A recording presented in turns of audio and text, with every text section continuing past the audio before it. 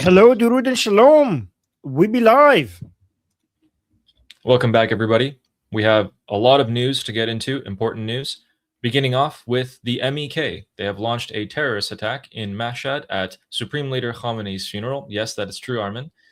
They have launched a terrorist attack and so far have eliminated a number of Basiji IRGC officers. These are confirmed by both sides. Previously, before the terrorist attack began at Khamenei's funeral, we heard broadcasts in the streets of curses on Khamenei and Hail Rajavi. Then the attacks began, and so far we have confirmation of multiple IRGC officers being eliminated. On the other end of the country, towards the southern coast, it seems like neither Israel nor the United States have claimed that tonight they have struck. Both countries have come out specifically and said the strikes and explosions in the southern coast of Iran are not us. We didn't do that. That leaves only one other possible candidate, the Persian Gulf countries. We largely believe that Kuwait, Bahrain, and the United Arab Emirates have conducted attacks tonight on the southern coast of the Islamic Republic. Neither Israel or US, again, I repeat, have confirmed that they have attacked tonight. They specifically stated that they have not. These statements from both countries came only an hour after Trump and Netanyahu had a phone call tonight. As well as some other strikes, we have a targeted assassination in the city of Ahvaz in the southern coast of Iran on a high-level senior official in the Islamic Republic. And we can show you the aftermath of these strikes of tonight from the various videos that we've gathered. On the other end, in the Strait of Hormuz, the IRGC has once again said that we control the flow of traffic, no one else, and the strait is closed to all ships that are going to go in any other route.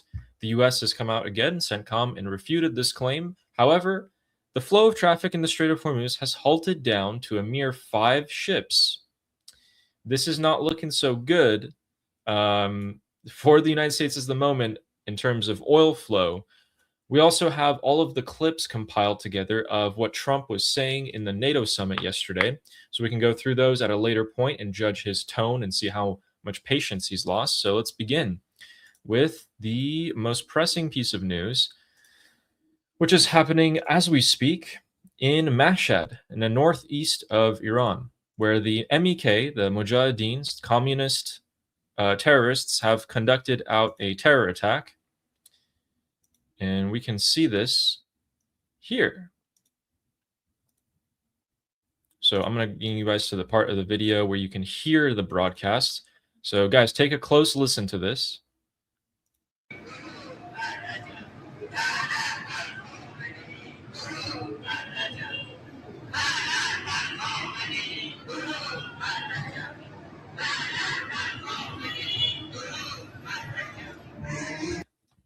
Can you hear what he's saying?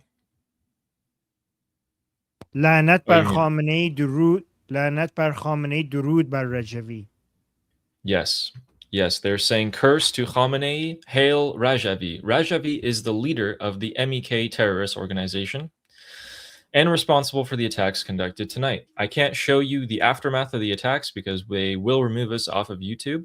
They are quite graphic images of the IRGC officers slain on the street with multiple people taking pictures. You can imagine the rest. But there are strikes tonight, guys. So again, strikes were confirmed tonight. They just weren't by the US or Israel.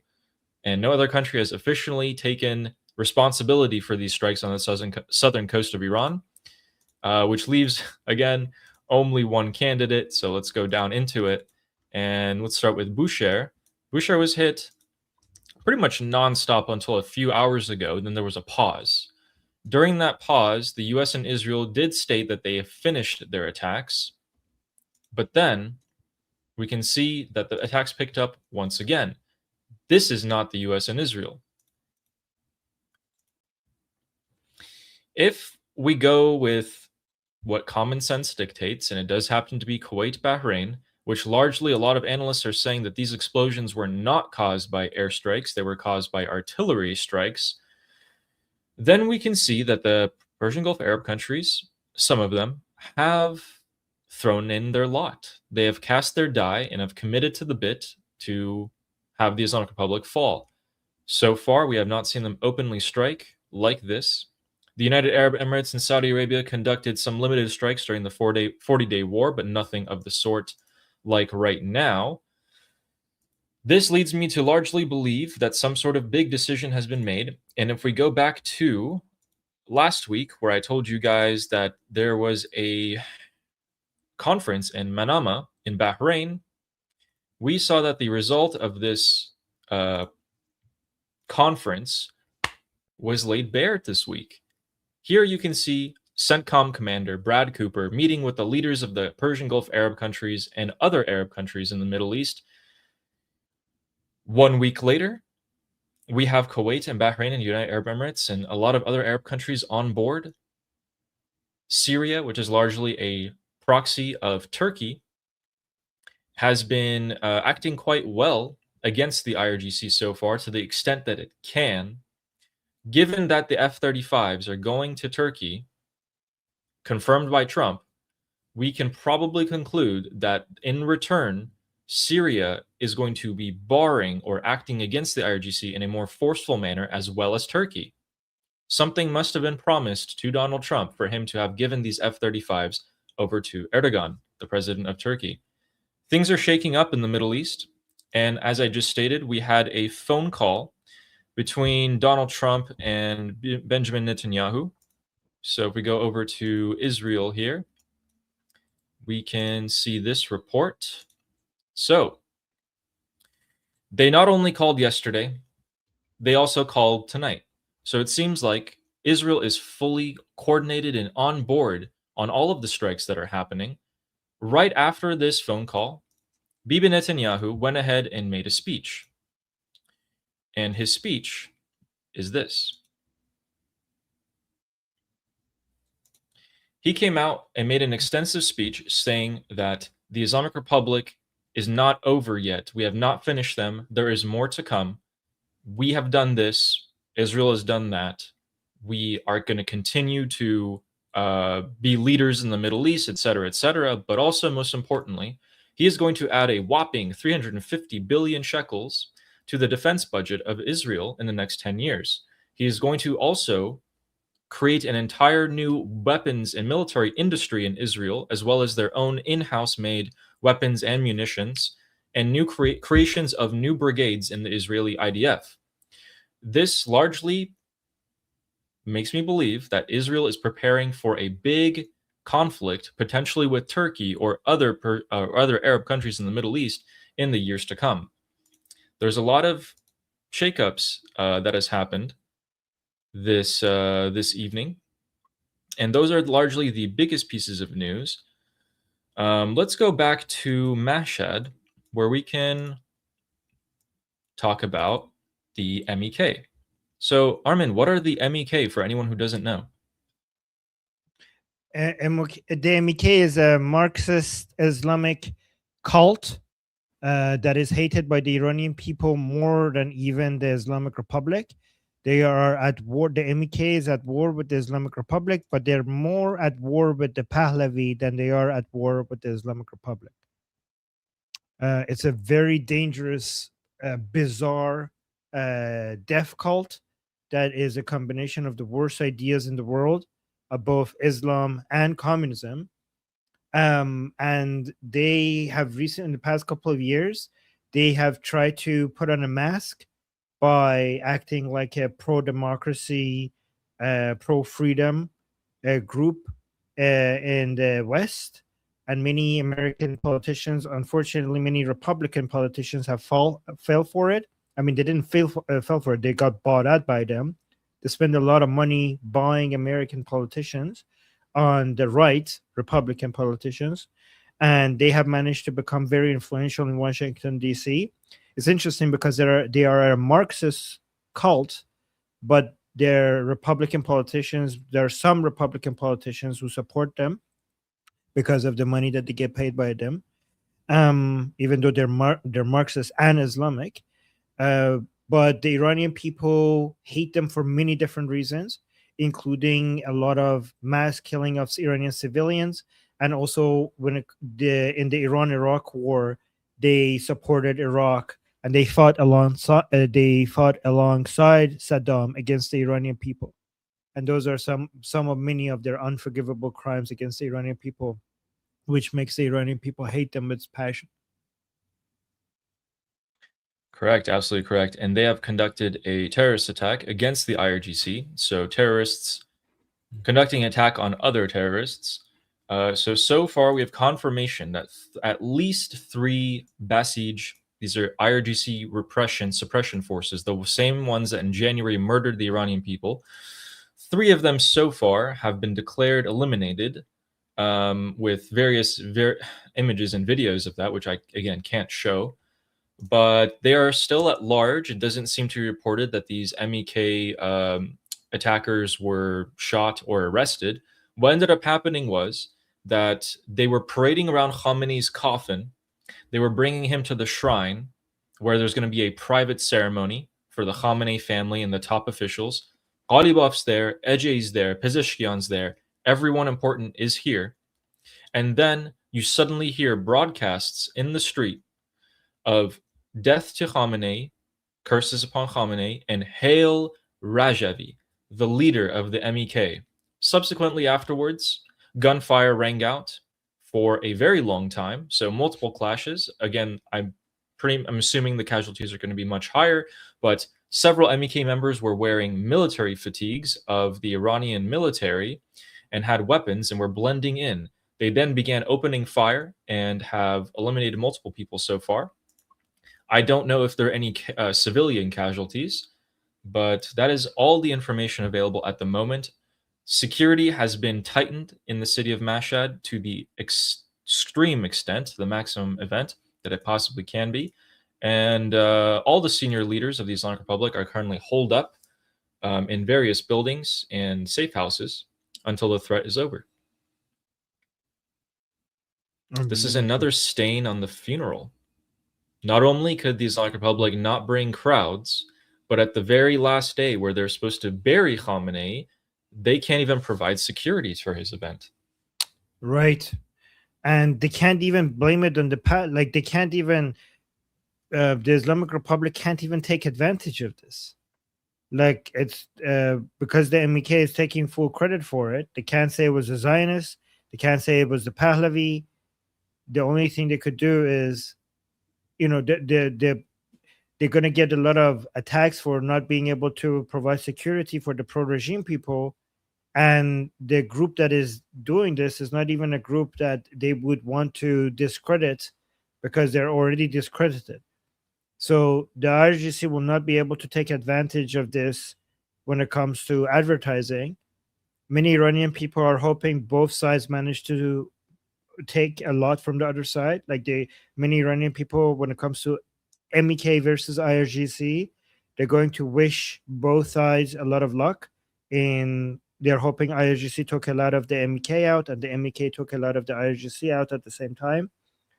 The MEK itself is taking advantage of a whole bunch of cult followers for them to raise their profile right now in the United States. The MEK, by the way, guys, if you must know, the MEK is not interested in toppling the Islamic Republic because they know if the Islamic Republic falls, their entire money generating, this whole scheme that they have will be over, because they know if Iran becomes free, the Iranian people are not going to choose the MEK. The MEK prefers that the Islamic Republic continues so that they could sell themselves as the opposition against the IRGC in the United States and continue to get financial support and raise money and do their lobbying work. And basically, this is a money-making machine for them. So they are very much interested in the Islamic Republic continuing, but they also do want to have some activities like these types of activities as a way. This is not a freedom. This is not a fight for freedom of Iran. Any attacks like this on the IRGC is just the MEK sacrificing some of their followers for the sake of advertising, so they become more relevant in Washington, D.C. Yeah, that's well said. So you guys can see Armin is pretty familiar with the MEK, largely because during the Iran-Iraq war, they were responsible. The MEK, Marxist Islamists, the best ideas in the world put together, were responsible for multiple thousands of deaths of the Iranians during the war. Not only that, they've also conducted huge bombings, car bombings, and other such bombings in Iran for a long time, killing many civilians within Iran. And so now they've retreated to a compound. I think it's in, I don't know what country it is in Eastern Europe, but they have a compound where they raise child soldiers Albania. and Albania. They raise child soldiers and other such brainwashed individuals, and they have a lot of money. So they have been able to buy out politicians like Mike Pence, for example, and other such politicians in the US to gain political favor. They have been cast aside by everyone and anyone because, again, the worst ideas you could possibly imagine, but have now tried to put themselves in the limelight in the most, well, it was supposed to be, where in Iran, the event with the most amount of eyes on it, today, July 9th, the burial of Supreme Leader Ali Khamenei, they kind of crashed the party there and have put all eyes on them in Iran at the moment. People are talking about that. I'm trying to see if there's anything new about that, which there isn't, which makes sense. There's a huge security curtain being raised in Mashhad right now. Everyone of importance is there in the Islamic Republic, and these terrorists are still at large, so they're going to be protecting themselves as much as possible. They can take they can take each other out for all I care. I really wouldn't mind that, actually. But yeah, let's see if there's any more breaking news coming out on that. But if we move a little bit westward from Mashhad on the border of Turkmenistan and Afghanistan, we can go to Aghala, where a what do we call it? A railroad bridge was struck in Iran. This is what that railroad would connect you to. So if you can see, it goes all the way up to Russia. This railroad goes from Tehran to Russia, but also this map, I did more research. This map doesn't show you that it also travels throughout Turkmenistan, Pakistan, and other countries, Mongolia, and into China. So not only does it lead from Astrakhan, Russia, to Tehran, it also leads from Shanghai, China, to Tehran as well. But on a side note, I guess many of the supporters that wanted to go from Tehran to Mashhad for Khamenei's birthday weren't able to, because the train was also cut. So, but that's a significant achievement that the United States did carry out last night by launching attacks in the southern coast of Iran, in the Persian Gulf, probably with a tomahawk or something, and hit a railroad on the northern coast of Iran, signaling to the Islamic Republic that we can hit you anywhere, anytime, across the country, and there's nothing you can do about it. Telling Russia and China at the same time that we are aware that this line reaches you, don't do anything. Are we sure that was the Americans hit that? Are we sure that was the Americans who did that? We are pretty sure. Okay. Yeah. Short of them actively coming out and saying it, they did say that we conducted strikes in, also in Hamadan. They also struck Hamadan, which is very close to Tehran when you look at the grand map. So guys, over here, you can see that the capital of Iran, Tehran, is over there. If we go here to Hamadan, which is one of the oldest cities in the world, actually, and if you look at it right here, you can see a beautiful layout of the city. It's been here for thousands of years. It's kind of very organized. Like you can see some of the older European cities, it's kind of similar to that. But they actually hit in this county, and the governor actually came out and said, yeah, we actually had some facilities struck in Hamadan County. And then the IRGC forced him to shut up and retract his statements. So that also happened. And if you go a little bit down into the city of Ahvaz, we had a significant assassination conducted by, we don't know, because the US and Israel have both not claimed responsibility for it. Wow. We can largely believe that this is actually from the Persian Gulf Arab countries, either the Emirates, Kuwait, or Bahrain, with information from the US.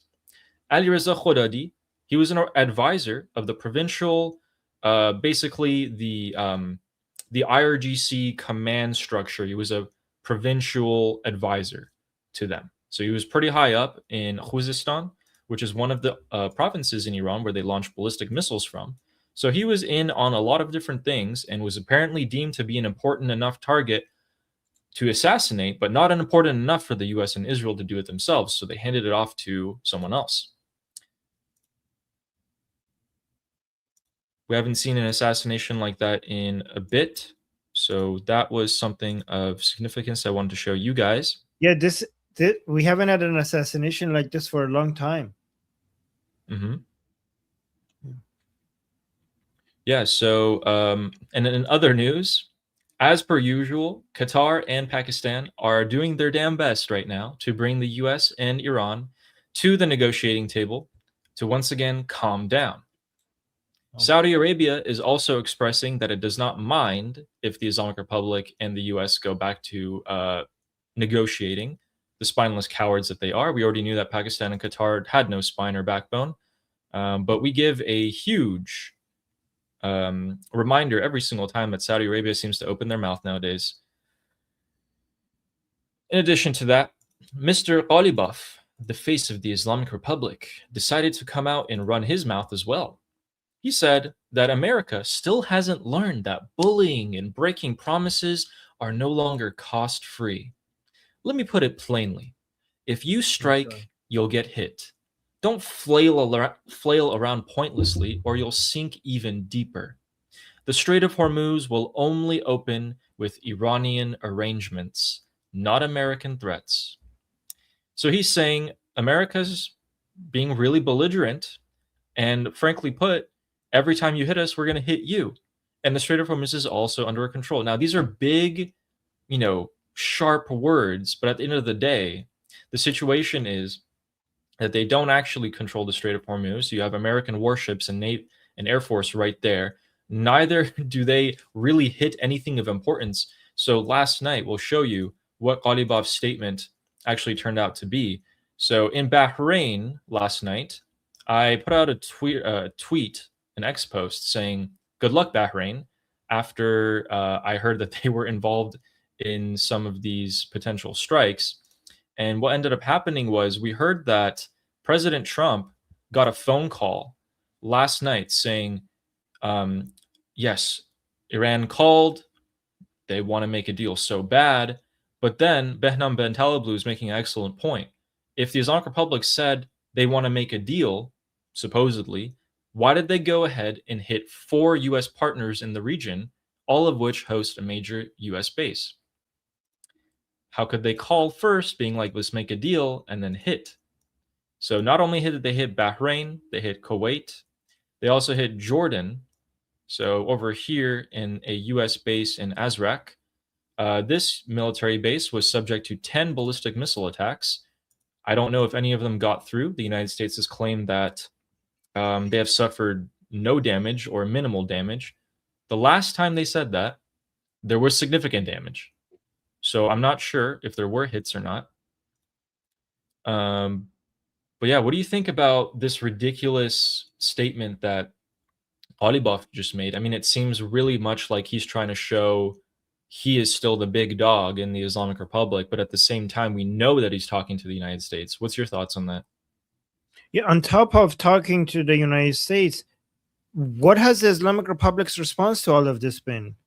Like, have we seen Bahrain? Not like, has Bahrain and Kuwait been struck? So they're just taking it?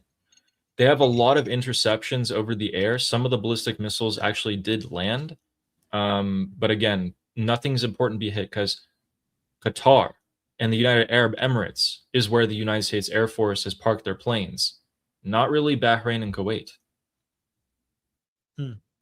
With regards to President Trump saying that Iran, he said Iran called and they would really want a deal.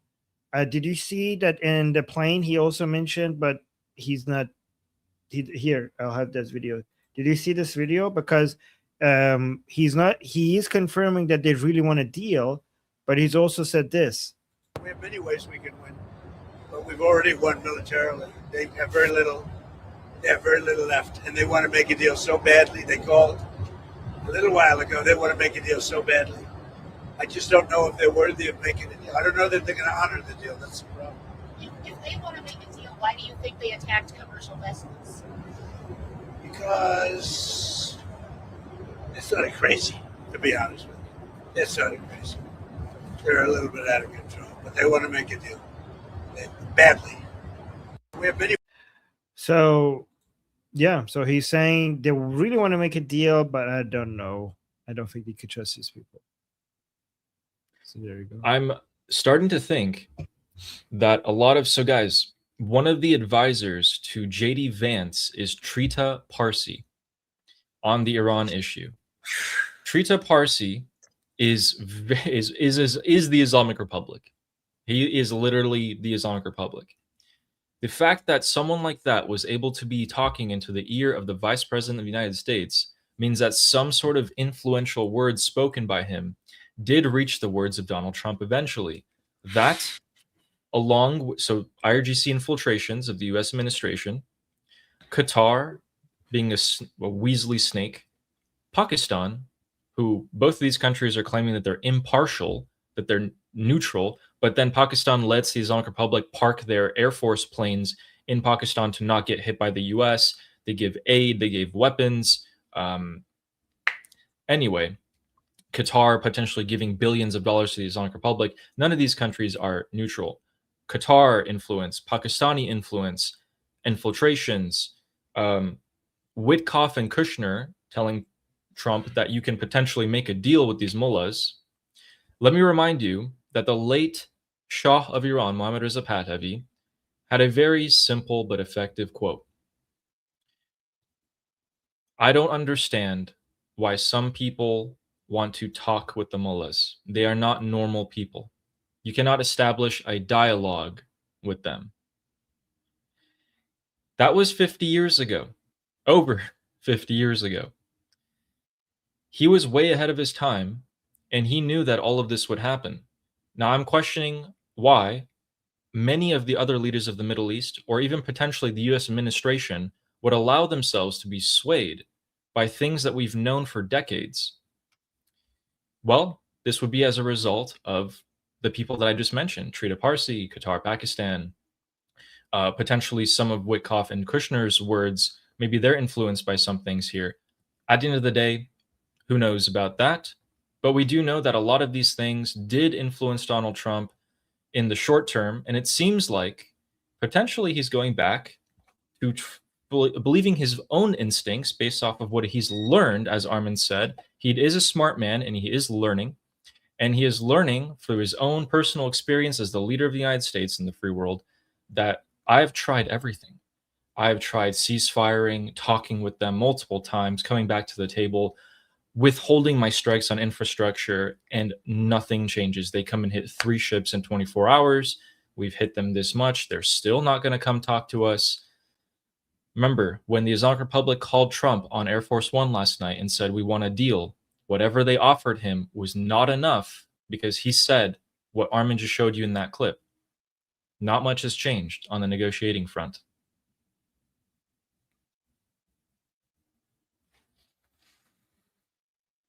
Yeah. So we have the Arab leaders that had that conference last week, and now you see some of the Persian Gulf Arab countries on board and striking the Islamic Republic. The significance of that is what, Armin? Does it mean that they've made a decision here? They're striking back. You know, that's going to invite some more pressure on them. 100% sure it's them. Like, we're 100% sure, because this would be a pivotal moment. Like, this is earth shattering. This is like, this so here's the cannot be thing. done. We're like 99% sure. We're not 100% sure.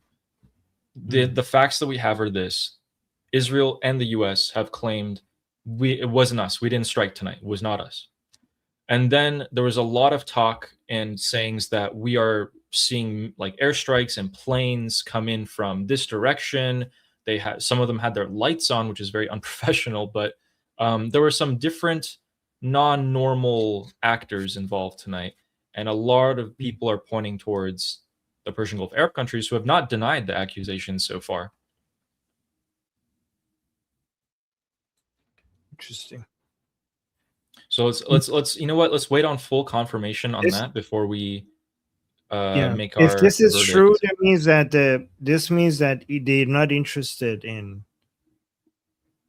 Like they're gonna. This means that United States can, because it's not just because a lot of people say Israel drags the United States into these conflicts and it doesn't, right? But I think these countries. This means that even if United States wants to have some periods of ceasefire, these countries, if they're not interested, that means United States would have to go to one way or another has to solve this militarily. Because even if United States wants to not escalate, if these countries are like, we had enough, we want to escalate, then it would drag the United States into military confrontation as well. Yeah. And you know, that also makes sense because Israel just said that they're gonna like multiple times more increase their military budget. They're gonna create a whole military industry for creating ammunition. Not only does that mean that they're preparing for a potential war, but if you want the other countries in the Middle East to come under your security umbrella, you need to sell them weapons. Right. I think, yeah. So quick I think yeah. this is looking good. This is looking really good for the Abrahamic Accords. The desperation in pushing back against the Islamic Republic is high. The Americans are very much motivated to eventually keep reducing their presence in the region. Israel will be increasing its military spending and interested in selling to the other countries in the region as long as they come under their security umbrella. This is looking really good for the Abrahamic Accord. Yeah, which absolutely. was President Trump's So idea, by the way. Let's give him credit for that. yeah. So the future of the Middle East as we know it so far is that the big players, as it looks right now with certain stability, are going to be Israel, Turkey. If Iran is freed, then it will be a great player, a big player. And yes, so the United States is probably going to be leaving in the next decade or so to focus more on South America and the Pacific theater with China, which means that Israel is going to have to bump up its security budget and produce more munitions and arms to protect these countries and provide arms for them. They've already started with the United Arab Emirates and Bahrain. They'll get a few more on board, and they'll fight the what Netanyahu called today in his speech the Sunni axis. Countries like Saudi Arabia and Syria and such these other countries. So with that, I want to take a second here to and Armin, could you please do me a favor and pull up the school, the discussion group? Guys, we have calls every single day. These are free to join, open politics. We also have premium and VIP sessions as well, where we discuss the politics surrounding the Middle East and other countries beyond. We'll actually give you a Ukraine update very soon, a significant Ukraine-Russia update. But right here, if you click on the link in the description, or if you scan that QR code in the top left, you can join for free and you can talk to us. You can ask your personal questions. My sessions are not recorded or streamed. You can ask me whatever you want. We can have any sort of conversation. And Armin here has sessions every single day for a couple of hours. Those are recorded, and you can also ask him whenever you'd like there. So, yeah. So, guy, if you want to find Ali's sessions, if you go to the calendar, if you look at the ones that has Ali's picture on them, those are Ali's sessions. Yes. Yes. These are and very soon I'll be adding a few more sessions as well. So please join. I'd like to see you guys there. And with that, let's give a quick update. Let's go back to the map here so we can show you guys what is going on in the Islamic Republic of Iran at the moment. Right here on the northeastern border between Turkmenistan and Afghanistan, we have a big city, the second largest city in Iran, called Mashhad. And in Mashhad, the hometown of Ali Khamenei, even though he's not really Iranian, he is being put to the dirt today. He's being buried, finally, after 40 days or something of not being buried, which is a big sin in Shia Islam.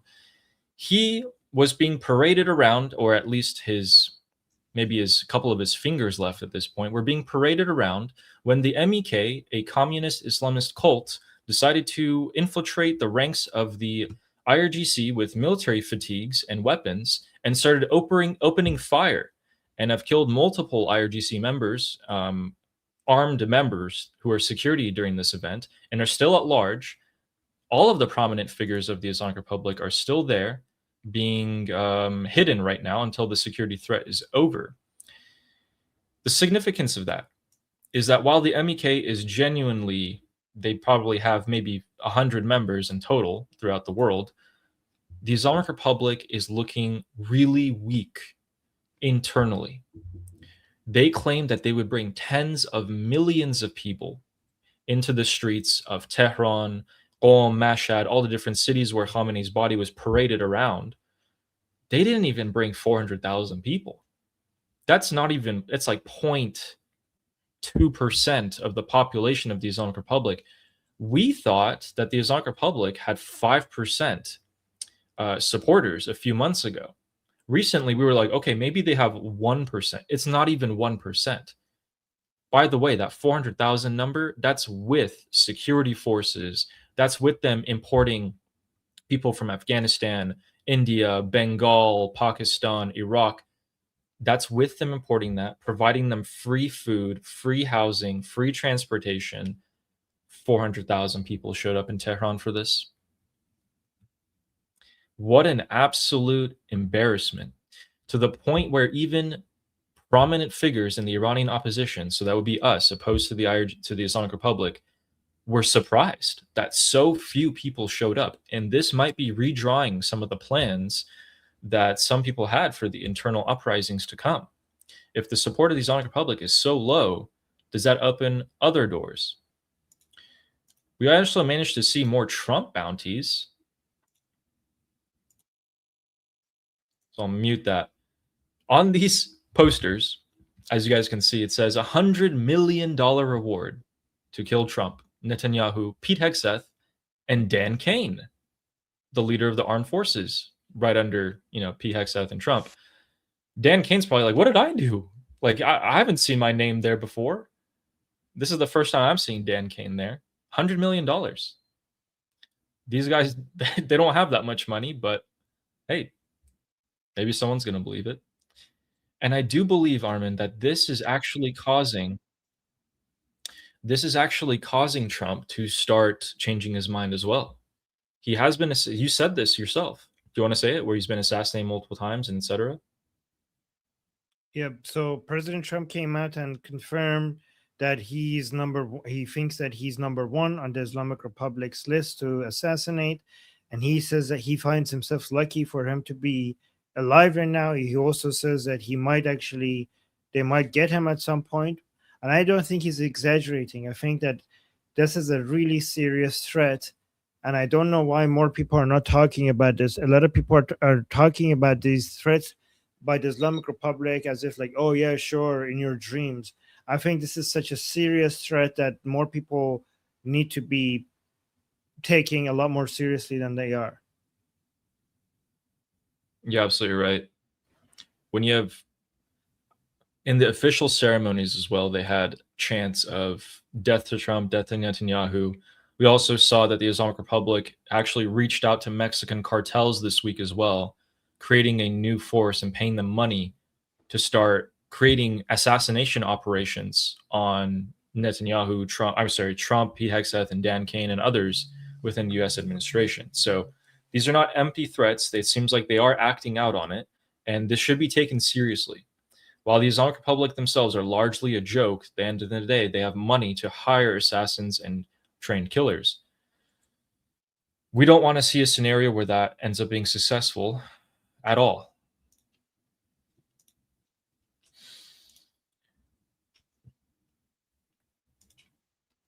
So with that, the Strait of Hormuz situation currently is that the first ship of the day, and actually of the last, probably 16 hours, has passed through the U.S.-controlled corridor of the Strait of Hormuz, being the only one, an Indian flag ship, World Godavari. All other ships that have transited are going through the IRGC coordinated route out of fear of being struck by the IRGC. Previously, more ships were going through the southern part, the U.S. corridor, But even with the US protection, tankers, jets, warships around, the US still wasn't able to stop the IRGC from hitting 3 ships consecutively within the matter of hours, leading to a decrease of trust of the US military in the Strait of Hormuz, and largely ships have either completely stopped moving or are moving through the IRGC route. Quick fact about that. I'm going to pull up this for you guys so you can take a look for yourselves at the ship. But also, it doesn't really matter. Sorry, what was that? I think there's a new update from regarding. Okay, so I don't know if this separate from what we said before. Yeah, no, this is the same. Just wanted to double check. Because people were talking about a checkpoint. People in the chat were talking about a checkpoint being targeted. They're asking us to cover it, but in Mashhad? Yeah, but I think that's the one that we already covered. I just wanted to see. Yeah, so that's the communist Islamist attack. There was 2 different checkpoints that were attacked. Yeah. So this is the flow of traffic in the Strait of Hormuz today. Sorry, the last 24 hours. You can see that the ships are pretty much avoiding the southern corridor where the US is. There's a lot of spoofing as well, which is where the GPS just kind of freaks out. Most of the ships are going up to the top where the IRGC coordinates with them. And most of them are just kind of waiting around to see what happens. I'll play that again from the beginning. You guys can kind of see for yourselves. So the strike started, and then boom, everyone started avoiding that. Yeah. Keynote, if you have ships going into the Strait of Hormuz, that's pretty important because they're able to load up oil. Even if they have to wait there for a month or 2 to get out, that's fine. But the ships getting out right now are not too important. Why do you say that? Because there's an abundance of oil in the market right now. There's so much oil that they can afford to cut down the prices of oil. And so the price of oil is stabilized, even though a lot of ships have been hit recently. China, which largely bought 90% of its foreign exports from the Islamic Republic of Iran after Venezuela fell, is now starting to buy from Saudi Arabia, who massively undercut the Islamic Republic. A lot of oil is currently floating around Singapore, just waiting in the Pacific Ocean and the Indian Ocean to find buyers.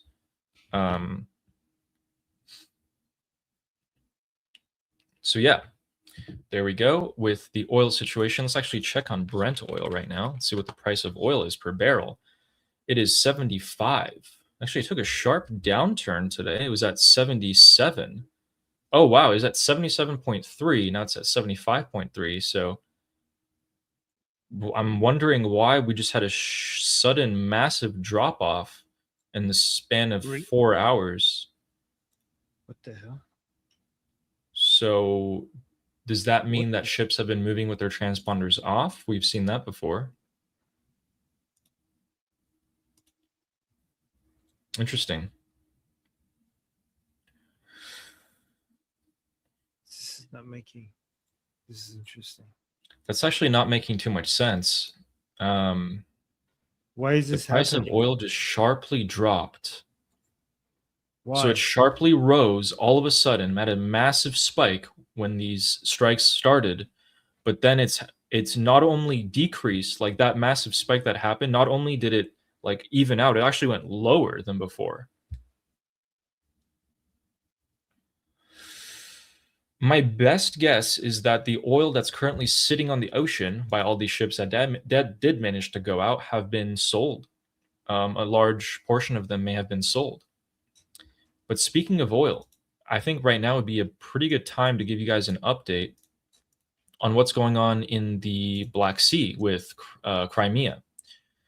So Russia, in a desperate move, has attempted to bypass the Ukrainians through Crimea before Crimea is taken, which it's about to be taken back by the Ukrainians.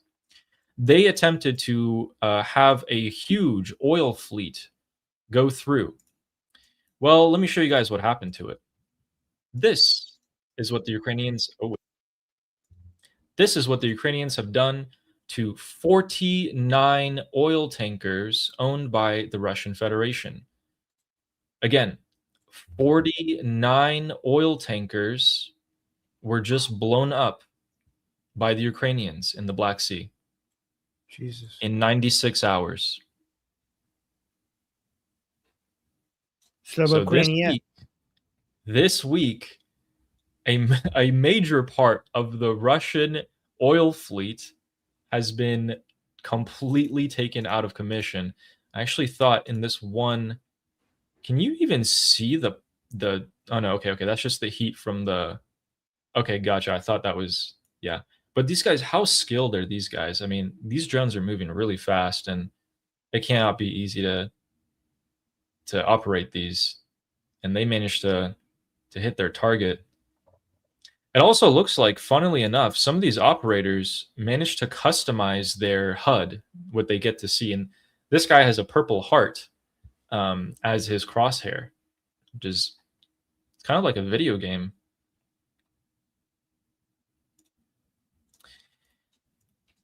So, trying to see here, going back to the map.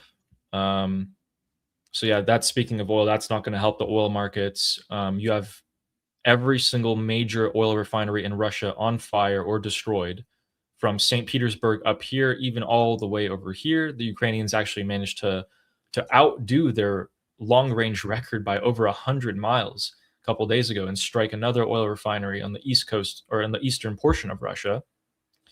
The Black Sea is pretty much dominated by the Ukrainian drones at the moment, and Moscow is still coming under drone fire.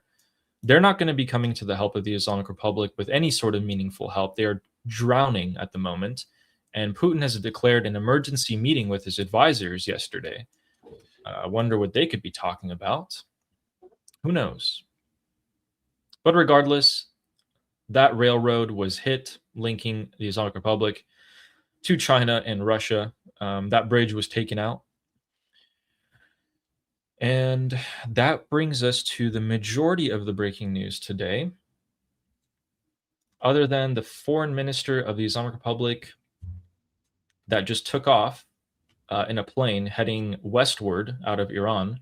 We don't know where he's going. There's no route on flight radar determined yet, or who he's going to go talk to.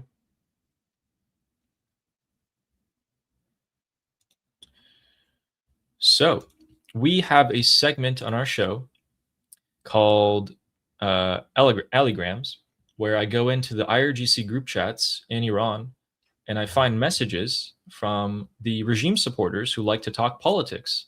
And they have no idea I'm there, so don't tell anyone there. But the first message, and these guys are all, this is all in Farsi, so we'll translate this for you guys.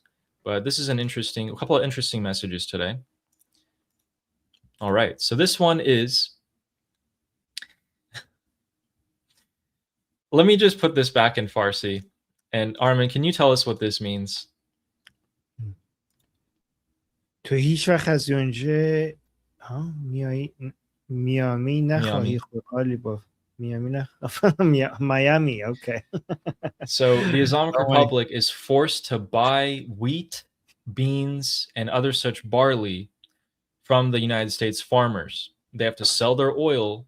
That money goes into an account that the U.S. controls and lets the Islamic Republic buy food from U.S. farmers. People are so incredibly humiliated. The regime is so incredibly humiliated with this that you have supporters coming out and saying, Ghalibaf, by the way, they're blaming Ghalibaf, who's talking with the Trump administration, for everything. They're blaming him for all of the deaths, the strikes, the humiliations, the supreme leader dying. They're really, really mad at him. And Ghalibaf's plan was for them to get mad at other people, but they're actually mad at him.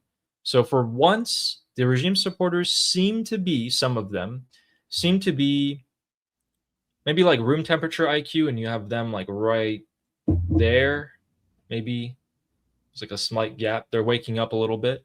And they're calling him out, saying that you are never going to see the benefits of your work, of your scheming work, and insulting him. We also have this. So after a news agency called Fars in the Islamic Republic reported about the explosions, someone came out and said, our dear Iran, thanks to these regime officials, has become like Gaza and Lebanon, where they can just come and bomb wherever they want. The gentleman responsible, you only die once and you only cry once. Put your hands on your knees and at least die like a man. These are regime supporters telling their own leaders, like, you only die once, so just die like a man. If you're trapped by your children in Europe and America, just open the way out, go get martyred and let the people speak. What this person is saying is that the top officials of the Islamic Republic really do send their children to Europe and America to live luxurious lives while they themselves continue to oppress the Iranian people inside of Iran. And this guy is calling them out again. Today and yesterday has been filled with nothing but intense criticism of the Islamic Republic leadership by these supporters, who just a few months ago were avidly advocating for the same people. Moving on to the next one. Someone said, I think you are all stupid. Even the commanders of the IRGC understand that they don't have the strength to fight the US and Israel. But you're saying that they're hiding behind Pezeshkian and Ghalibaf? So that translates into doctor and carpet weaver, because that's what their name means in Farsi. Why aren't the IRGC commanders protesting? Huh? Because they know that their job is done. They don't have the strength to fight. They can't do anything. And they're letting these negotiations go ahead. Even though, so a lot of these regime supporters, believe it or not, used to think that they were winning in the war and that they actually want to go back to the strikes. We have another one here. And then I'll get your guys' opinions on this, on all of these messages. Okay. And so that person who just said, I think you're all stupid, even the IRGC commanders know that they can't do anything. This guy said, because the IRGC begged the Islamic Republic's government, so Pezeshkian, to give them 20 million barrels of oil to strengthen their military. And this was confirmed. Pezeshkian came out and said this. We had to give them 20 million, the revenue from 20 million barrels of oil for them to even stay afloat. And he's saying that because the IRGC got this oil from the government, they made a deal that the IRGC won't come out and speak out against the negotiations and the MOU and the talks. That's actually something that I want to get your opinion about, Armin. So basically, this person is claiming that when Pezeshkian said we gave them 20 million barrels, the IRGC, what we got in return from the IRGC was for them to zip their mouth. Don't say anything. To me, this sounds like Ghalibaf is using his financial and American pressure influence to also silence the IRGC, right? And I think these people are starting to notice that it's not just the politicians who are being bought out, it's also IRGC. This is what we have been waiting for people to notice that it's not just the suits, but it's also the boots. And if pro-regime people start losing faith and loyalty to IRGC, that is the first layer of IRGC being attacked. The three layers being soft power, financial power, military power. Right now, the financial power and military power of IRGC is too high for you to be able to make a meaningful dent into it. But the soft power is the first to go before you go to financial power. First, before you take away their financial power, you have to reduce their position within the supporters of the Islamic Republic. And I think this is the phase that we're in right now. Is that your understanding? Yes, and I also wanted to ask you, in your opinion, the cracks, what are the cracks that you've seen, the fractures that you've seen in the Islamic Republic? And what do you think could help make those cracks bigger? The cracks within the IRGC itself? So we have we have two factions, as we both know. We have the IRGC, then we have basically Ghalibaf and whoever he's managed to pull on his side. What are the different weakenings and cracks that we've seen in both factions? So within Ghalibaf's camps, we haven't been seeing weakening. We have been seeing increase in power. Within the IRGC, we have been seeing submission to Ghalibaf more and more. But what we need to, because we saw Mousavi, Abdullahi, Ghani coming out and basically praising the negotiations, right? We see also a lot of compromise from IRGC. A lot of stuff that Ghalibaf is doing could not have been done without IRGC cooperation with him. But what we want to see the most is these two things. We want to see streets, the pro-regime people turning against IRGC, which we're saying, based on the evidence you're collecting, we're saying the beginning phases of that. But then the most important thing to see is not fraction between these different segments of the Islamic Republic, but inner IRGC versus IRGC fragmentation. That's what we want to see the most. Right now, based on the stuff that we've seen, it seems like Vahidi and Jafari are on one side and against basically getting closer to Ghalibaf, and Ghani, Mousavi, and Abdullahi maybe on the other side, getting closer to Ghalibaf. But that hasn't surfaced and become public yet. But once that becomes more public, that is when we see that, you know, the drama is now within IRGC, not just IRGC within other segments of the Islamic Republic. Gotcha. So guys, when we say IRGC, we mean the boots, the people with the guns and the actual real physical power. And when we say Ghalibaf, we mean the political power, the undercurrent that's currently sweeping the different factions in the Islamic Republic. So one side is strengthening, the other is weakening. It does seem to be in favor of the political group, the one that wants to talk with America, the one that wants to open up the economy of the Islamic Republic, and largely is going to do anything it possibly can to hold on to power. They're going to ride the wave, however way it may be. And that statement by Donald Trump last night on Air Force One was speaking out to me in particular, because he knows that the political faction in the Islamic Republic is stronger at the moment, much stronger in terms of people power, in terms of political power. And he knows that the IRGC aren't going to do anything as long as he's there, because he's just going to bomb them into oblivion. So him saying that I don't think they'll hold on to that deal. I don't think they're to be trusted with the deal that's to come. They can in the future, was sort of a new statement to me, telling that, hey, he is starting to think like, even if they make promises to me, what's to stop them from just breaking it at every turn, like they have with everyone else in the 47 years of their existence? Which, I mean, hey, you know, we all kind of knew that, but step in the right direction.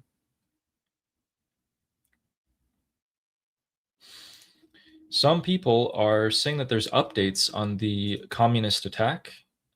Yeah, I'm looking that up right now. I'm trying to. I'm gonna try and there's so many things happening, Ali, that I'm like losing track of everything. But yeah, tell me what's up. What's the update? Okay, so some people are claiming that this can also be Iranian opposition. This could just be the Iranian people who are part of the uprising and do not want the Islamic Republic, and it might not be the MEK. While others are still claiming that this was the MEK due to the evidence of the broadcasting of the MEK slogan right before the strikes began. Can't show you guys the images, but let me read more about this. The images are, again, gory, not able to show you guys, but we did get confirmation. So there were at least 3 armed attackers with Kalashnikov rifles, so AKs, and they attacked 2 security checkpoints right near the burial site of Ali Khamenei, where he was being paraded around. This has caused at least 3 Basij to be eliminated, 5 others to be wounded. If that causes also eliminations, I don't know. And it seems like after the attack began, no group has come out and claimed responsibility for it. So we've got that clarification. So we don't know if this was the MEK. So yeah, the only evidence pointing it to be the MEK is that right before there was the MEK slogan being broadcasted in the streets through megaphones. Afterwards, they have not claimed this attack, and we have seen that eyewitnesses are saying that the youths or that the people who conducted these attacks got into pickup trucks and fled the area, pickup trucks and motorcycles, and fled the area. So they have not been caught yet.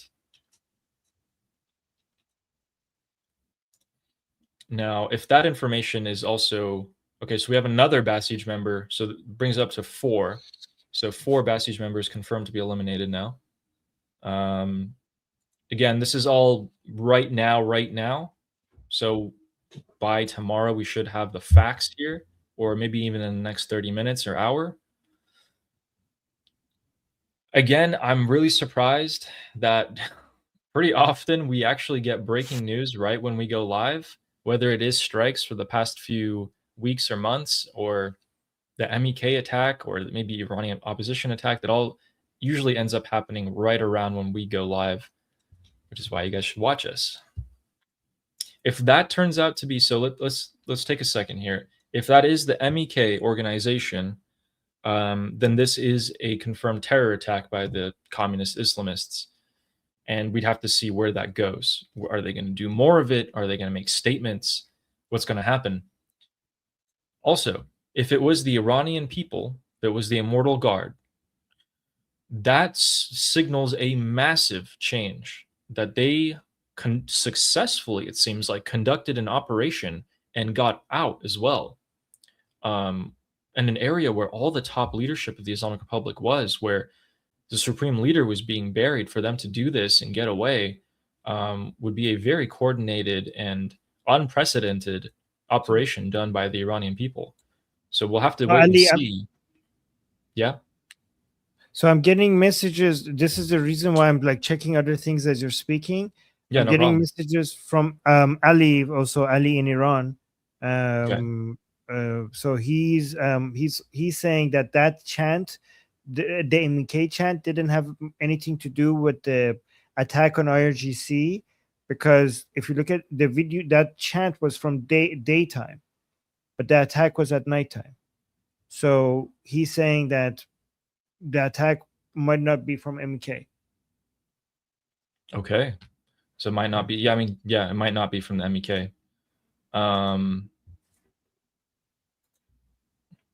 So yeah, could be the Iranian people. Thank you, guys. Thank you for messaging. So this is why guys, this is why Ali is talking, I'm checking because people are messaging me a lot from inside Iran right now. So while Ali is talking, I'm checking these messages as well. And thank you, Ali, for your messages. The other Ali. If this is if this is not from MEK, then it might be the Garda Javidan, the Immortal Guard. It might also be the Islamic Republic itself. Could be. Yeah. What purpose would it serve if it was the Islamic Republic? Well, it could be parts of the IRGC that are trying to create anger against the MOU. It could be that, but it could also be the Immortal Guard. We do have a piece of news from the. I think this is from. Let me double check where this journalist works for. It's about a plot to assassinate Donald Trump. Okay, somebody is saying, is it Mossad? Mossad wouldn't take. If Mossad does assassination, they would do something that is a lot more significant in value. Yeah, and much more professional. I mean, this was more of an amateurish attack here. Still successful, apparently so far. So according to, looks like the Middle East exclusive, or journalists who have worked for the Wall Street Journal and others. Yeah, so Wall Street Journal. Okay. They have reported that according to Israeli intelligence, there was a recent plot that the Islamic Republic was considering to assassinate the US president while he was in Turkey. Donald Trump did come out in statements while he was in Turkey and say multiple times that I'm number one on their list. And I was saying a couple days ago when he was saying that I think he's some sort of information's gotten to him right now, because he's saying that all of a sudden. Someone told him some sort of information that you're being targeted, and he has been saying that. So, with the breaking news over with for now, while we wait for more either explosions. So what's to come right now is our usual cycle. The Islamic Republic is scheduled, like usual, to start launching more ballistic missiles towards Kuwait and Bahrain, and newly Jordan. So that's to come pretty soon. And we actually have a bit of a lull in the news in the past 10-15 minutes here. I haven't gotten much information. So we can read the super chats. Yeah.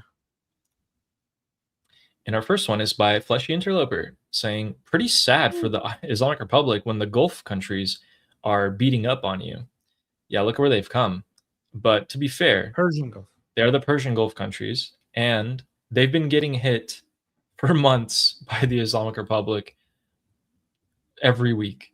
So they finally done something. Actually, that's a very good point. So the Islamic Republic, you couldn't handle United States, you couldn't handle Israel. It would be embarrassing if you can't even handle Bahrain. If little Bahrain and little UAE are beating you up and you can't defend yourself against Bahrain and UAE, then that is pathetic. Like, forget United States and Israel. These tiny little Arab countries are beating you up right now. That's the level you're at. Yeah. Thank you so much, Fleshy.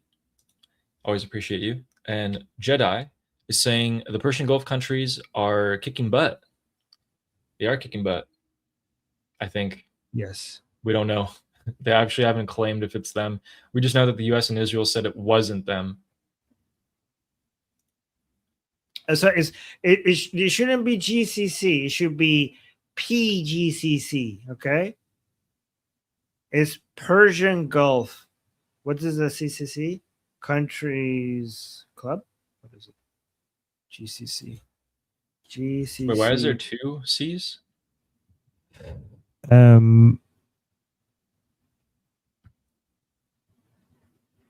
don't know, Ayla. What is this? Interesting. It's Gulf Cooperation Council. Okay, so it should be Persian Gulf Cooperation Council. Gotcha. It's always faster looking at the chat because people just tell you right there. And thank you, Jedi, who also said, this one goes to Armin to get the confetti. Ooh. Ooh. Thank you, Noah. Thank you, Noah. Appreciate you. Thank you. Thank you. And Zip Gunnel says, it's likely that the increased Israeli budget in the new industries is about safeguarding Israel against the US dropping military support in the future. So the reason why Bibi said it was 10 years, over the next 10 years this will happen, is because he also said a month ago or 2 months ago that he's also going to cut US support to Israel over the course of the next 10 years. So it looks like a kind of equilibrium here where we're decreasing support for Israel and increasing their own self-reliance on their own military and munitions productions. This is why I think United States kind of stopping, reducing direct financial, aid to Israel, Ukraine, and, Taiwan and countries like this, and also pushing NATO countries to spend more of their GDP. A lot of people see this as an anti-Israeli, anti-Taiwan, anti-Ukraine, anti-NATO member countries. I think it's going to make them stronger. I think this is going to make Israel stronger. This is going to make Taiwan stronger. This is going to make Ukraine stronger. It has made Ukraine stronger. It's going to make NATO member countries stronger if they are wise enough about it to stop being nanny states. But I think Israel is going to get stronger because of all of this. I think this is not an anti-Israel. I think all of these countries are going to use this as an opportunity to spend more of their GDP on their own defense, and they kind of become more self-reliant. Yeah, and that's also why communism. Oh wait, am I muted? No, you're back. No, I thought you were. That's also why communism bad.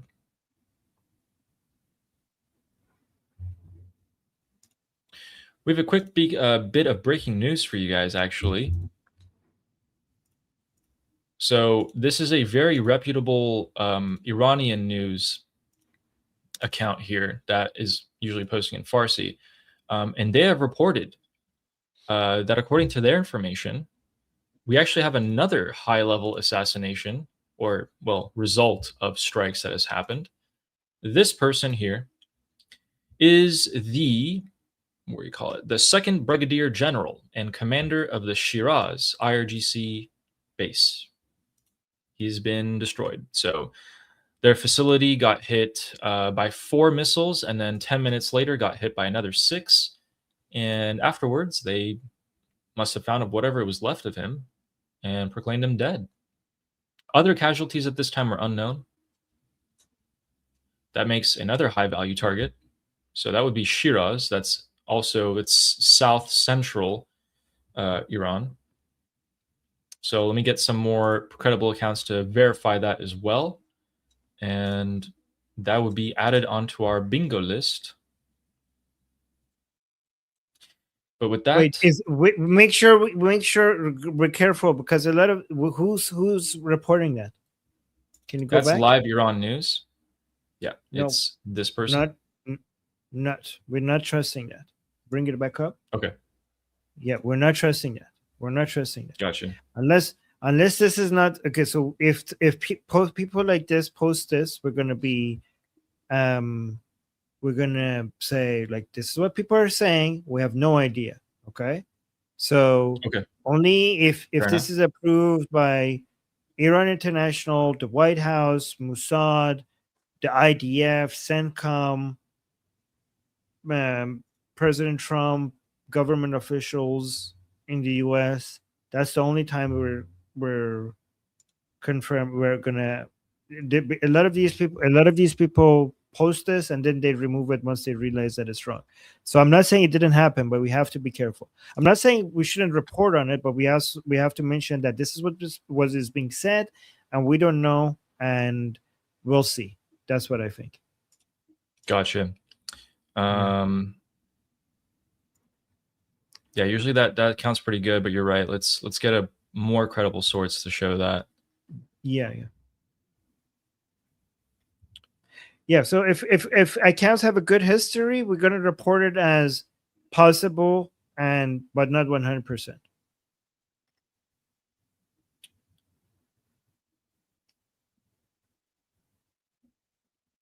So okay, gotcha. Yeah, I'm not saying. By the way, share it, but always just tell people to take it with a grain of salt. Yeah. All right, and the Persian American Noah has said the MEK throw up emoji. Also, any news on the Kurdish separatists in Iraq? Oh yeah, you're right. There's more communists there. Any chance they will invade? Iran's territorial integrity cannot be broken up. Great question. The Kurdish separatists that launched a several thousand fighter invasion of Iran 2 weeks ago and spanned last week stopped.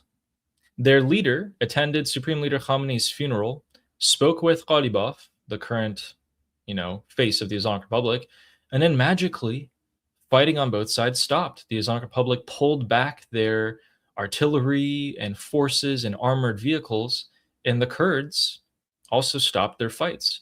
We've seen a small-scale skirmish break out since then, and that's about it. Nothing else has happened. We did see that the IRGC put armored vehicles back in the area once the strike started 2 days ago, but no fighting has begun. And largely, a lot of the Kurds are actually very, very upset at each other, which is their usual fashion. They're not unified. There's dozens of groups there on that. So again, the Kurdish separatists' biggest enemy is themselves at the end of the day. Once again, who's surprised? Yeah, they have killed, the Kurdish separatist groups. There's two things. The Kurdish separatist groups have killed more Kurds than than they killed anyone else. Yeah. Yeah. Yeah. And Sarah Ocean, thank you for the super chat saying, I appreciate your thorough and informative commentary, Adijon. We look forward to your daily analysis to get a good grasp on the latest news. Thank you. Appreciate that. Thank you. Thank you, Appreciate Sarah. that very much. And Sarah also said, Armin, your Haviv interview was excellent. Merci. Oh, thank you. Wow, Yeah, do you guys, want to go. put the link to that? Yes, let me go find it. Guys, who watched my interview with Haviv on the Ask Haviv Anything channel? Who watched it? Were you guys happy with it? So here, let me go share. Let me know, because I was very proud of it. I was very actually happy with how it ended up. Thank you, Sarah, for the reminder to share this. Where is Haviv himself here?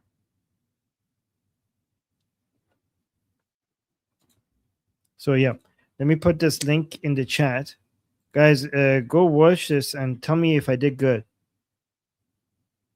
Okay, fine, Sarah saying, I've only listened to half of it so far. It's great, but his editing is okay. Okay.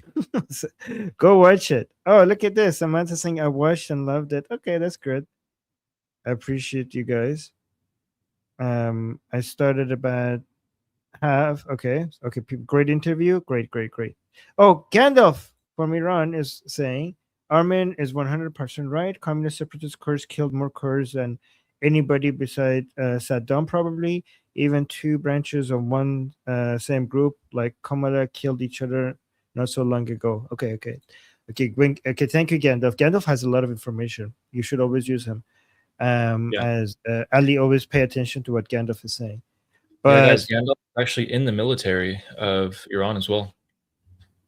Oh, wow. Okay, Ali watched it. Ali from Iran also watched it, saying, I watched it. It was perfect. Wow, perfect, you say. Perfect, you say. Thank you. Okay, guys, go watch it. I talked about the Iranian people, where they are right now, their opinions on the MOU, their opinions on the negotiation, the current situation with the uprising of the Iranian people, the revolution against the Islamic Republic, where that stands, their view on Princess of Pahlavi. I responded to a lot of attacks and skepticism on Princess of Pahlavi, so I think this was a really good defense. This show ended up being a really good defense of Princess of Pahlavi in general. I think that's Thank you. That's one reason I liked it a lot. Yeah, thank you. Thanks for doing that. Yeah, well, thank you. And thank you very much. Can I just mention something about Ali? The Ali with us here. One thing I appreciate about you is that you're constantly correcting yourself, right? So this is really good. Like, we are interacting with the chat, and Ali gets the news, I go get the news. I have, in the previous stream that I was doing, I was corrected about something, and the beauty of doing this live instead of putting edited videos out there is that you create a community of people that are constantly fact checking things for you. And if you get anything wrong, they're always there to correct you. And I think one thing I appreciate about Ali is, like, just like me, he allows people to correct him without being defensive. Like, he allows that to happen. And I really appreciate that about Ali. Oh, yeah. Yeah, absolutely. Thank you. I think it's just generally a smart thing to do. I mean, the information available to you, you should be able to change your opinions. Sure.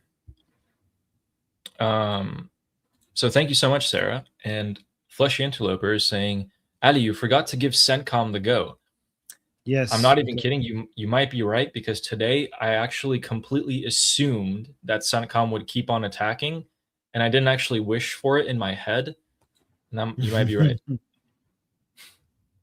You might be right. Thank you, Fleshy. Bill is saying, time to take out the Islamic Republic for good. Yep. Yeah. Yep. And by take them out, I mean eliminate completely, not a trace left. Thank you, Bill.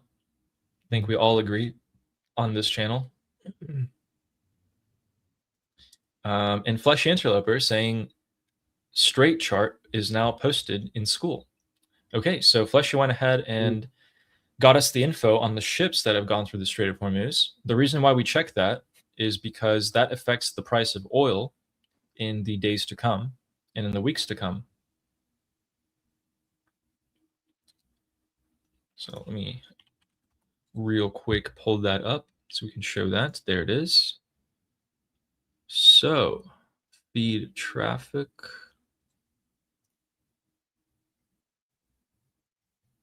Oh, it was posted by BT. Okay. Oh wait, no, that's not it. That's not the one.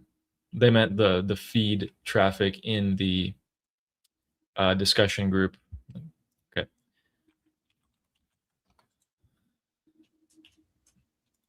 Fleshy, could you could you send it to me on school? I don't really see it. I can't find it, but we'll come back to that in just a second. Sarah Ocean, thank you for the super chat. Said Ali Trebek, facts all day, air day. Trebek. Do you know what Trebek means? No. Hold on. Should I look it up? Trebek. Meaning. Oh.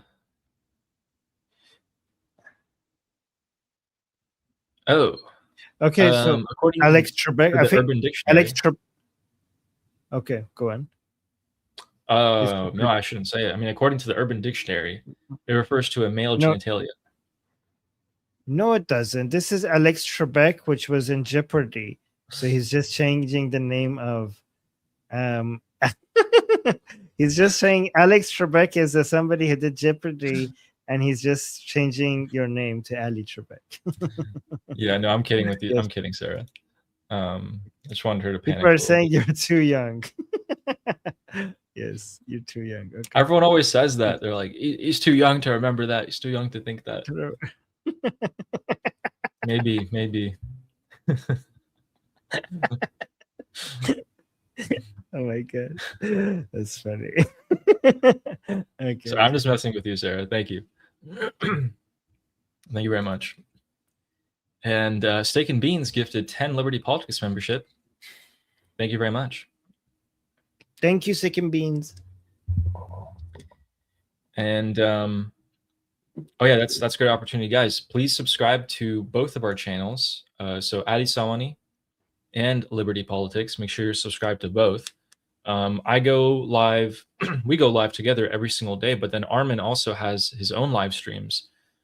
So in case you haven't seen him before, please click on the subscribe button if you like what he has to say. He goes live. I don't know how you do it. He goes live for like 8-10 hours a day every single day for the past 6 months. I'm not even kidding. Yeah.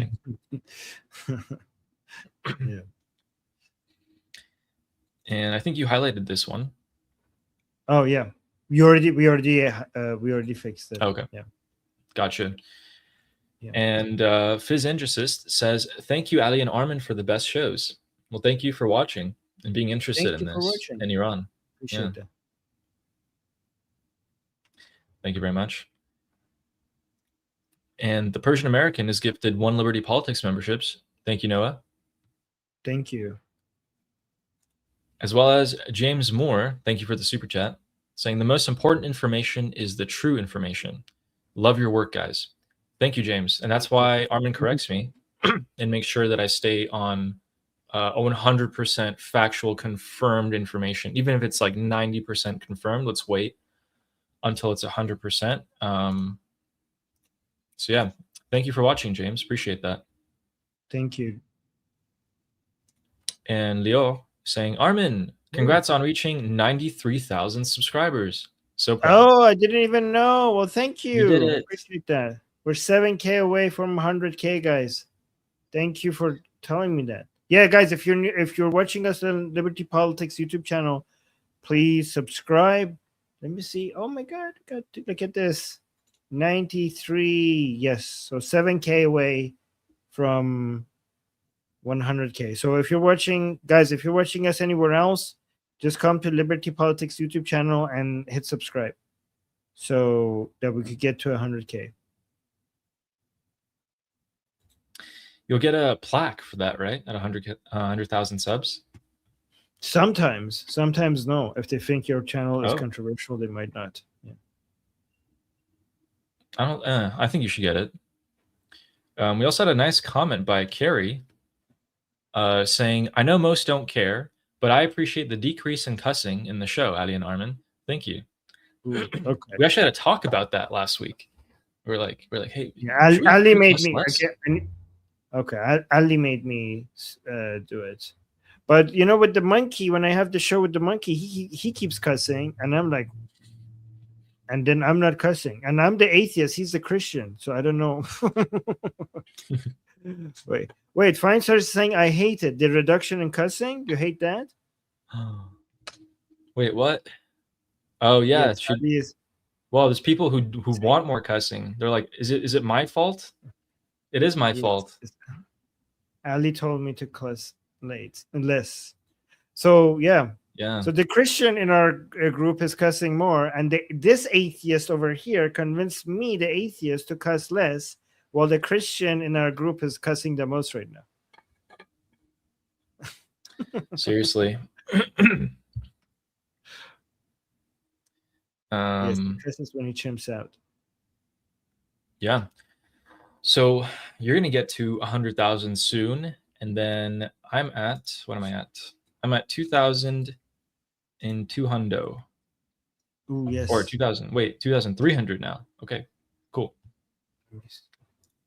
Oh yeah. Sweet. So we're to 3,000 soon. So guys, make sure you subscribe to Ali. I'm gonna put the link to Ali's channel in my chat. Let's get it up to 3,000. So, and then Father of Chaos has become a YouTube member. Welcome. Thank you for joining. Thank you. So, a thought just crossed my mind about the U.S. and Israel, or the U.S. not striking tonight, but letting potentially someone else strike. So the thing is, it's slightly concerning that they haven't struck, which is obviously, I think everyone has felt that. But the reason for it is that it might be the U.S. trying to de-escalate things. Maybe we had the peak of escalation last night with all the 170 strikes. And maybe today we didn't have them because they're going to try to see what the Islamic Republic responds with. The escalation in the first place was all dependent on what the IRGC would do. Would they strike Israel? Would they strike the US ships? What was their response going to be? And we saw the response. It was extremely weak. They launched 10 ballistic missiles at Jordan, a few more at Bahrain and Kuwait, and they called it a day after getting hit the hardest since the war. So the US backed off after seeing that weak response. And we could be seeing them try to return to the negotiating table in the short term as a result of that. We could also just see that all of these strikes were in preparation for a amphibious landing by the Marines, because all the key strategic points were hit and taken out. So we have to see what we're going to be hearing out of the U.S. officials in the next day or two here. The original meeting for the MOU talks is in 2 days in Islamabad in Pakistan. We'll see if they actually show up. Both sides are not really clear if they are going to show up so far or not. And let's do a quick sweep here to see that there was confirmation from Bibi Netanyahu that he spoke to Trump today. And he said that Trump updated me on American moves in the Persian Gulf. And then I told him about Turkey.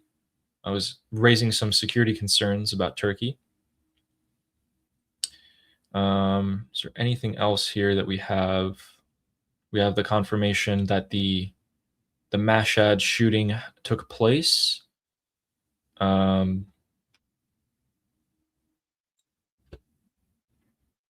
I have an update. Oh.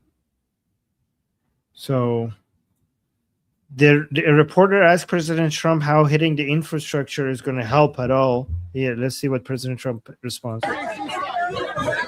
45-day ceasefire. Do you like that? How is it taking care of the Iranian people if you're bombing? Yeah, who you with? Who you with? PBS. Well, that's a radical left group of lunatics that you with.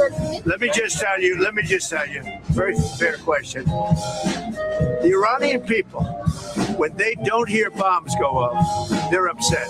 They want to hear bombs because they want to be free.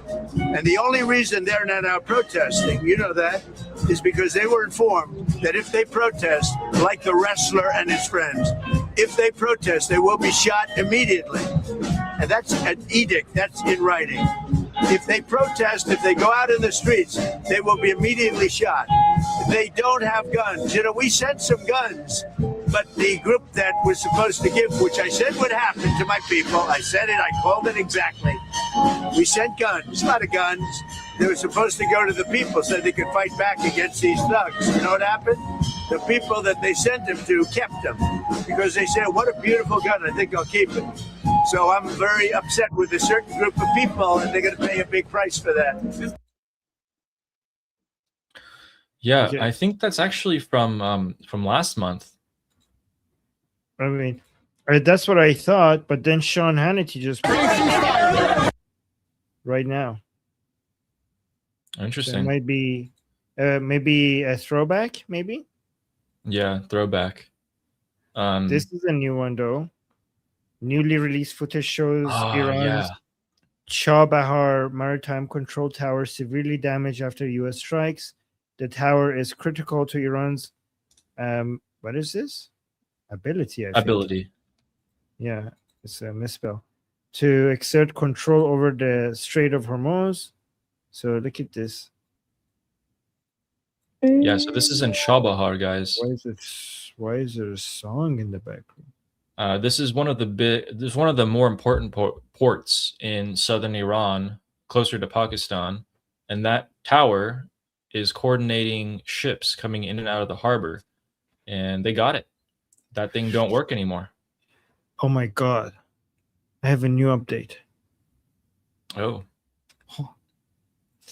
Guys, pay attention to this video. You might miss it if you're not paying attention, okay? But this is very important. Pay very close attention to this area. You might miss it if you blink, okay? This is huge. Look at this.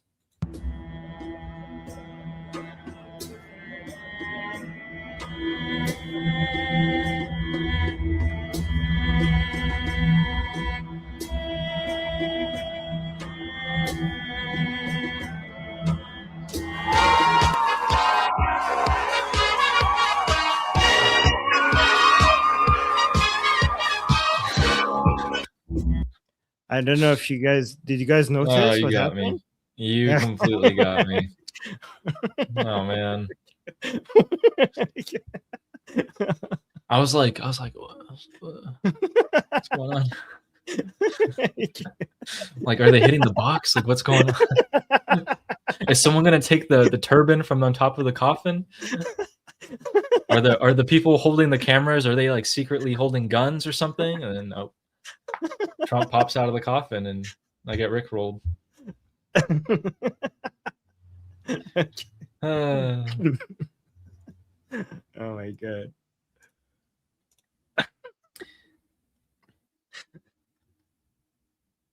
I found a compilation of all the clips that were important from Donald Trump's crash out in Turkey. He said all those things about the Islamic Republic. I have the clips about that all put together. I was wondering if you wanted to watch that. Yes, let's do that. Okay. So everything of importance is hither. Nothing wrong with them. And they're a bunch of scum. You want to know that they're scum. And so we don't like them. I don't like them. And they're evil people. And it's the denuclearization of Iran. And we're going to denuke it. We're not going to let them because they're crazy. And frankly, I think we waste a lot of time with them. I think we should just do our business. I don't think they know what the hell they're doing, but they're bad people, very bad people. I think they're incompetent, by the way. Because if they were competent, they would have made a deal a long time ago, like how about 47 years ago. But these are evil, sick people, and we have to rid their cancer. Their cancer. And you know what you do? You got to cut out cancer early. Man, that's the way I feel. The MOU dead. To me, I think it's over. I don't want to deal with them anymore. They're scum. You know what scum is? They're scum. They're sick people. They're led by sick people. And they're vicious, violent people. And if they had a nuclear weapon, they'd use it. As far as I'm concerned, it's over. I'll speak to our negotiators. They want to negotiate. They're good people. Steve Witkoff, Jared Kushner. But they have to come back to me. As far as I'm concerned, it's just a waste of time dealing with them. They're liars. We make a deal. We make a deal. Everyone's agreed. No nuclear weapon. We make a deal. They go outside, talk to the press. They say, we never even talked about it. There's something wrong with them. They're cuckoo. As far as I'm concerned, it's over. And I deal with these guys, and I say, this is from a different school. They're liars. They're cheats. They're sick people. They've hurt their people. They killed 54,000 people as of now that were protesting. You know, when people say, how come they haven't taken over? They can't take over because they're dead. They killed them. Nobody's going to take over. They have no guns, and the other side has machine guns. And they're killing them. The press doesn't report it. But they're bad people. They're bad people. And frankly, I don't want to waste my time with them. Now, I'll let our wonderful negotiators keep talking. So, real quick pause there. So he said 54,000. So he did mention that, guys. This was 2 days ago during the Ankara Turkey summit. Everything he's saying, all these clips are in the span of like 50 minutes of him talking to the press here. And you can see that he's genuinely had it with them. But we will finish on our own with or without help. You know, it's not like we needed it, you know, like don't downplay the role of the Iranian people here. Like they are a much, much bigger player than anyone will give them credit for. But Armin, can you see how frustrated he is with them? Yeah. He's done with it. He can't believe how disgusting. Like he has dealt with a lot of people, and he's now dealing with these people. Like he has never met anybody this dishonest, this bad faith, like this untrustworthy. And I think like he has dealt with so many people of so many kinds, and I think President Trump is just shocked about how low these people are compared to everyone else. Yeah, I think so. If they want, but I don't see it. I don't like. Okay, so here's an important thing. Wonderful negotiators keep talking if they want, but I don't see it. I don't like these people. You know that? They violate the. So I'll let my negotiators keep talking if they want, but I don't see it. That's great. That's great. I haven't heard him. Correct me if I'm wrong, guys, but I haven't heard him say that before. Agreement every day. They lie, they cheat, they kill people. They've been killing people for 47 years. They knocked out the SS Cole. They'll never build a nuclear weapon under our deal, but I don't know if we're going to have a deal. We may just do it without a deal, because you know what? It's easier. Because these people, they lie and they cheat, and you have an agreement, and they'll go outside. For instance, they agreed, well, we'll never have a nuclear weapon. They agreed. Then they go outside, they have a news conference where they leak that we never discussed the subject. Now, who would believe we never discussed the subject? Because for me, that's 99.9% of what we're doing.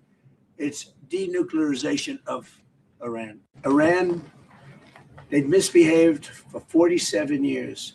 They've killed our soldiers, they've killed our people, and they've killed a lot of people all over the Middle East and elsewhere. And so we have a score to settle to. Little ones.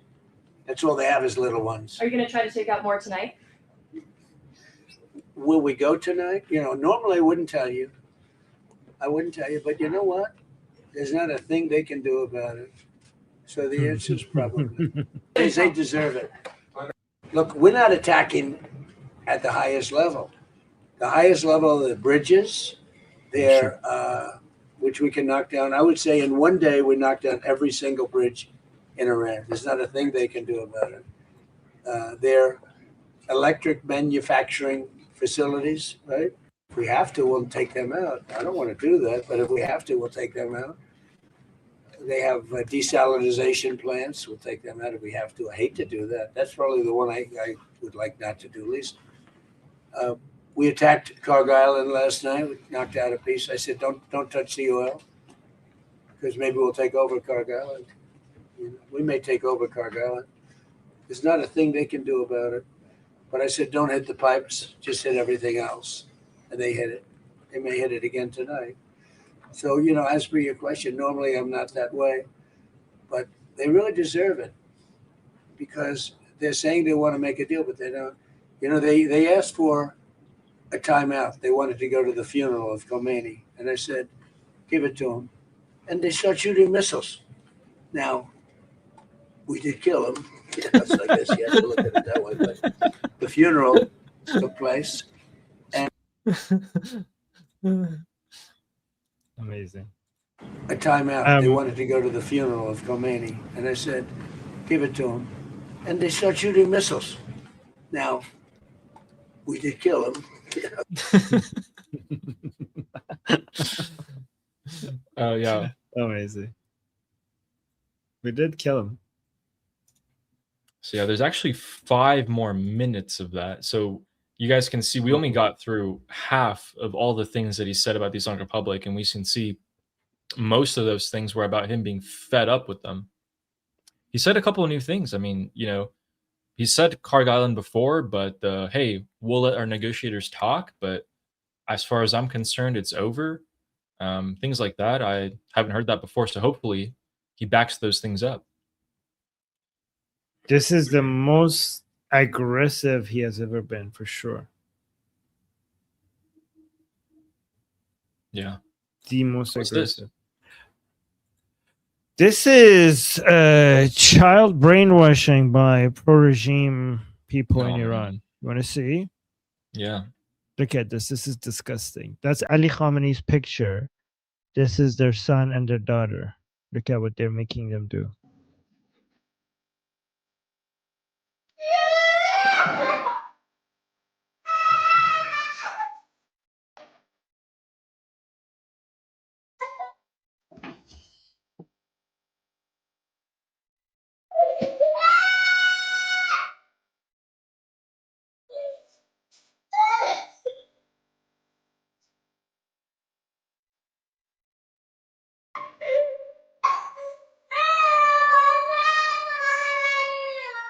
I mean, I can't.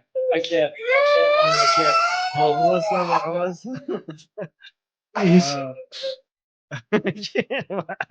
It hurts. Even his sister's like, what is wrong with you? What do you think about this? Oh man, this is child abuse. This is actual child abuse. Absolutely, that is absolutely, and that will actually be child abuse in the new Iran. Yes, that will be considered a crime in the new Iran. Yes, for sure. Jeez. Okay, it's wonderful. Okay, look at this. More signs of. Here, look at this. Look at, there's more signs of KILL Trump in the funeral in the last day. We're still seeing that sign everywhere.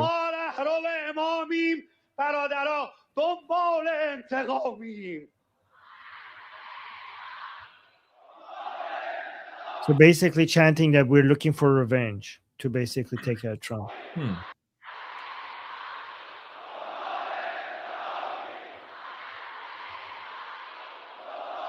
They're like, we are the followers of our supreme leader, and we're going to get revenge.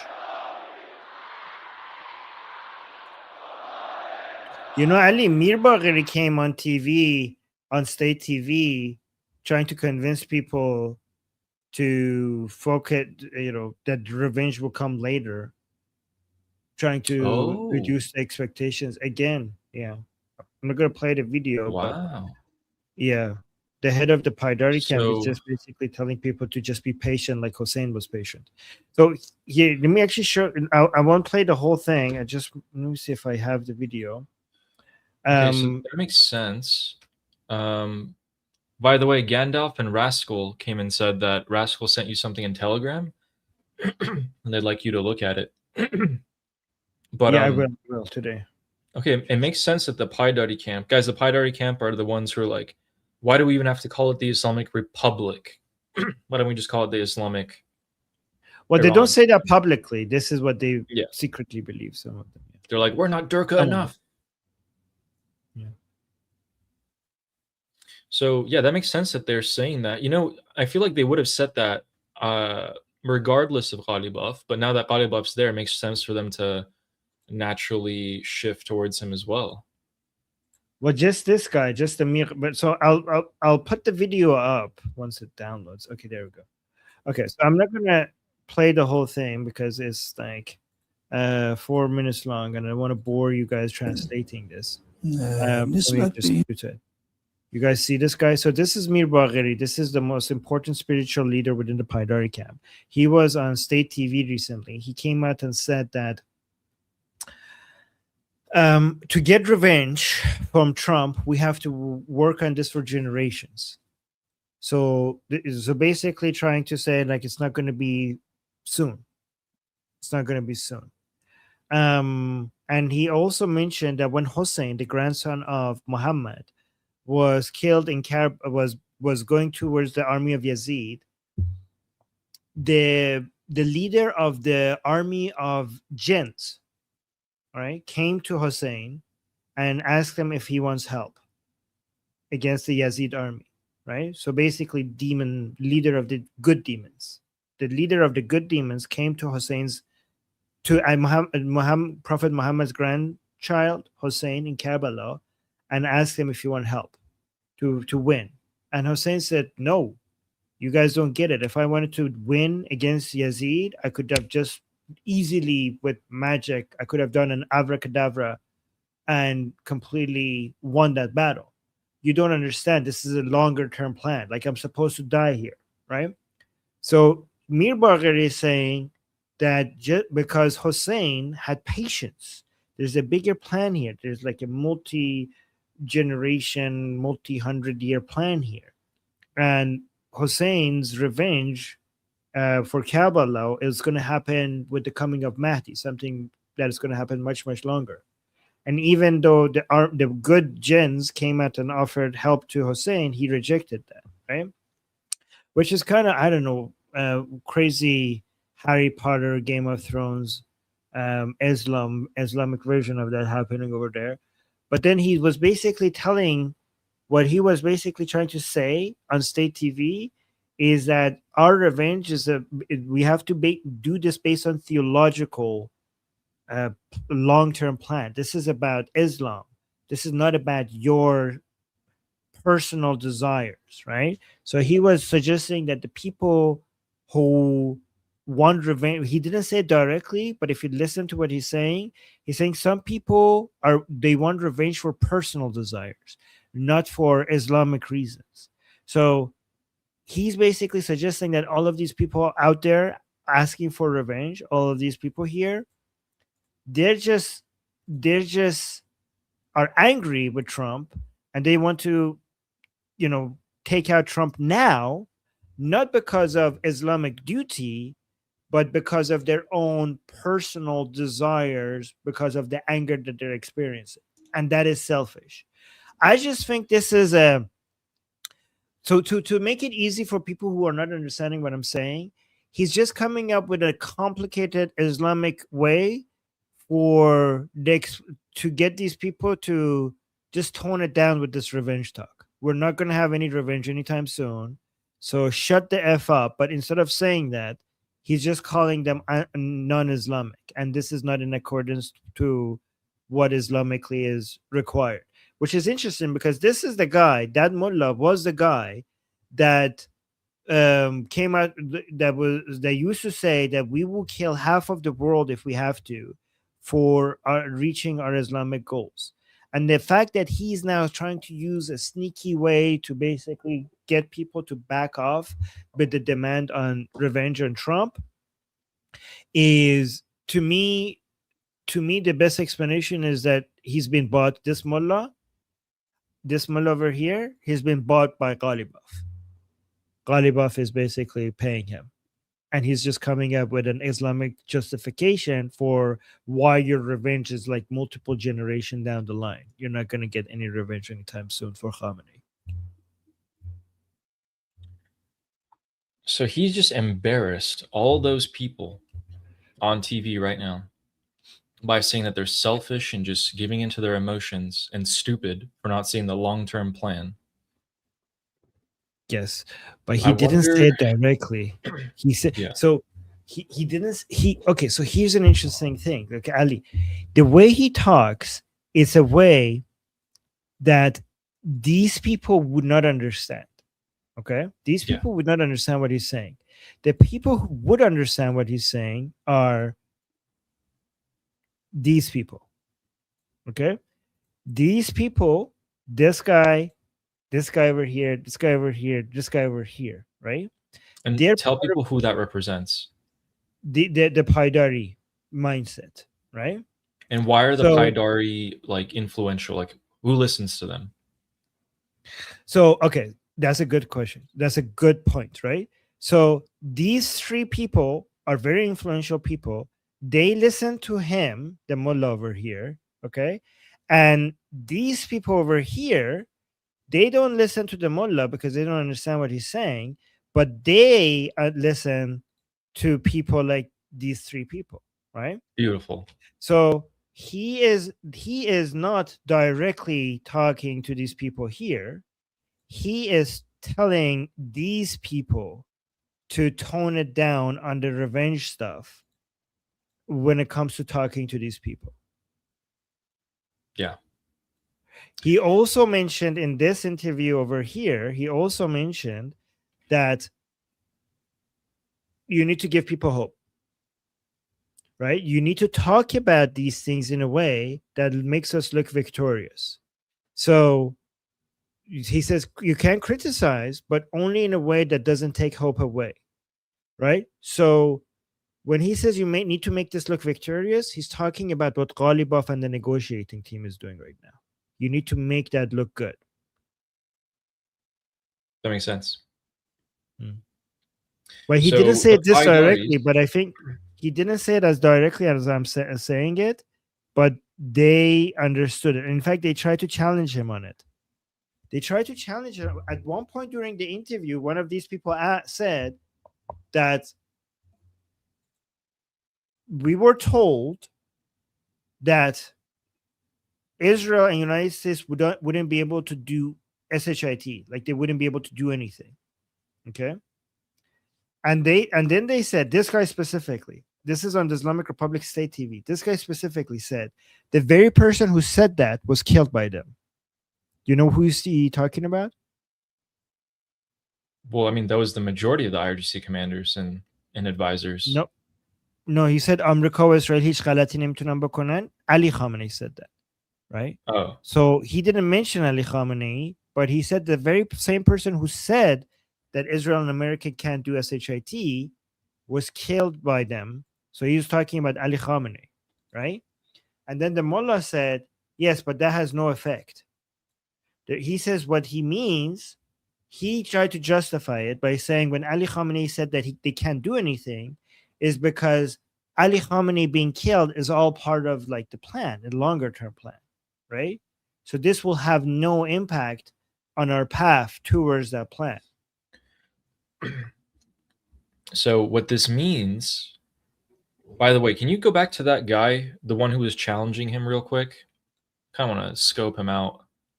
Guys, these are the extreme Durkas. Like these guys are the crafty. This one. Yeah, can you go like 2 seconds like later when he like turns to the side? I got a glimpse of his hairline. I have no idea what's going on there. I'm not really sure if that's like a hair transplant, if it was like 3 hair transplants, I don't know. But So, guys, what's happening is that Ghalibaf has brought these guys over to his side, and he is trying to take power away from the supreme leadership. He's directed the master Durka here to tell his minions, who will tell the other masses of people that, hey, revenge on the supreme leader, let's forget about it for now. Okay, let's focus on other things. Let's focus on what Ghalibaf's wanting us to focus on. So Ghalibaf is reaching out to all corners of supporters of the Islamic Republic, and he's trying to see which one sticks the most and how many people can he gather on his side.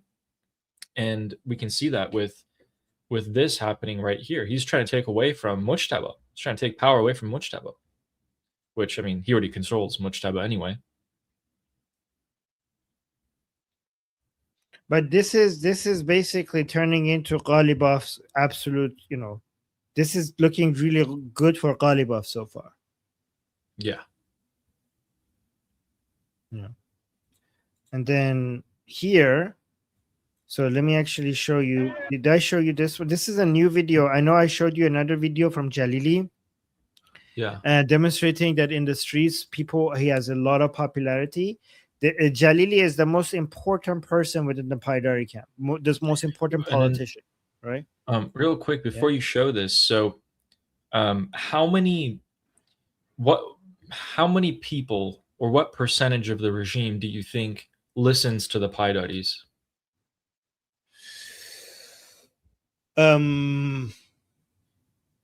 Or you could just say, like, do they have a low level of influence, moderate, or high?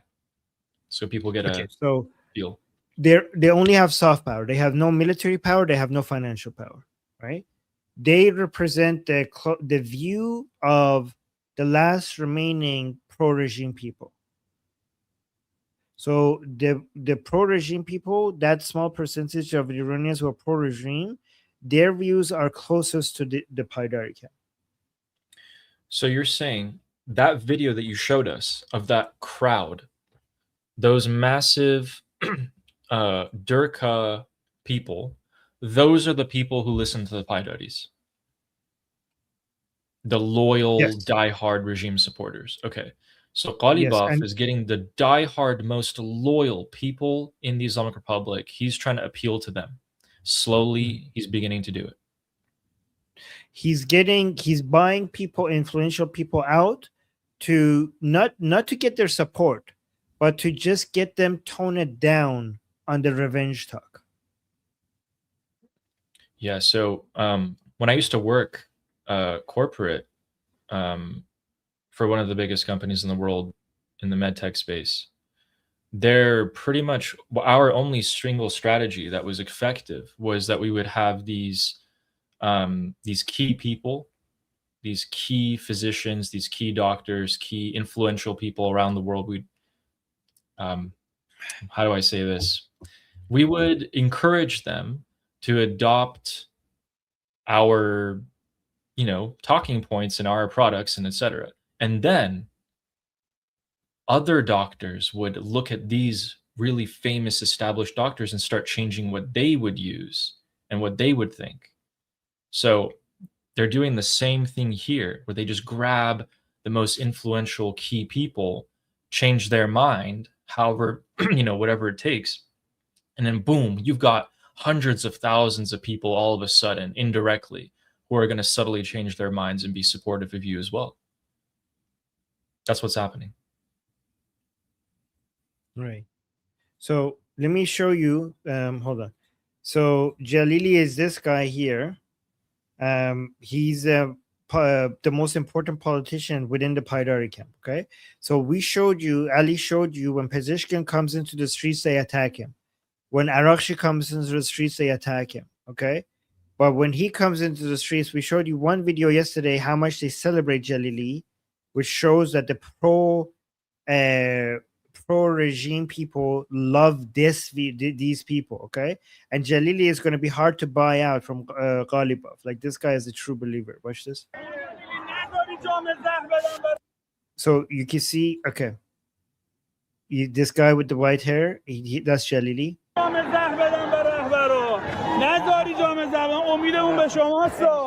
So what they're saying is very important. Okay, so they're saying nazarin jam zahr ro bedan be rahbaramon. Okay, this is a very historic. You need to understand the history before what they're saying. So Jalili is in the streets. Somebody is telling him, please don't let our supreme leader drink the poison cup.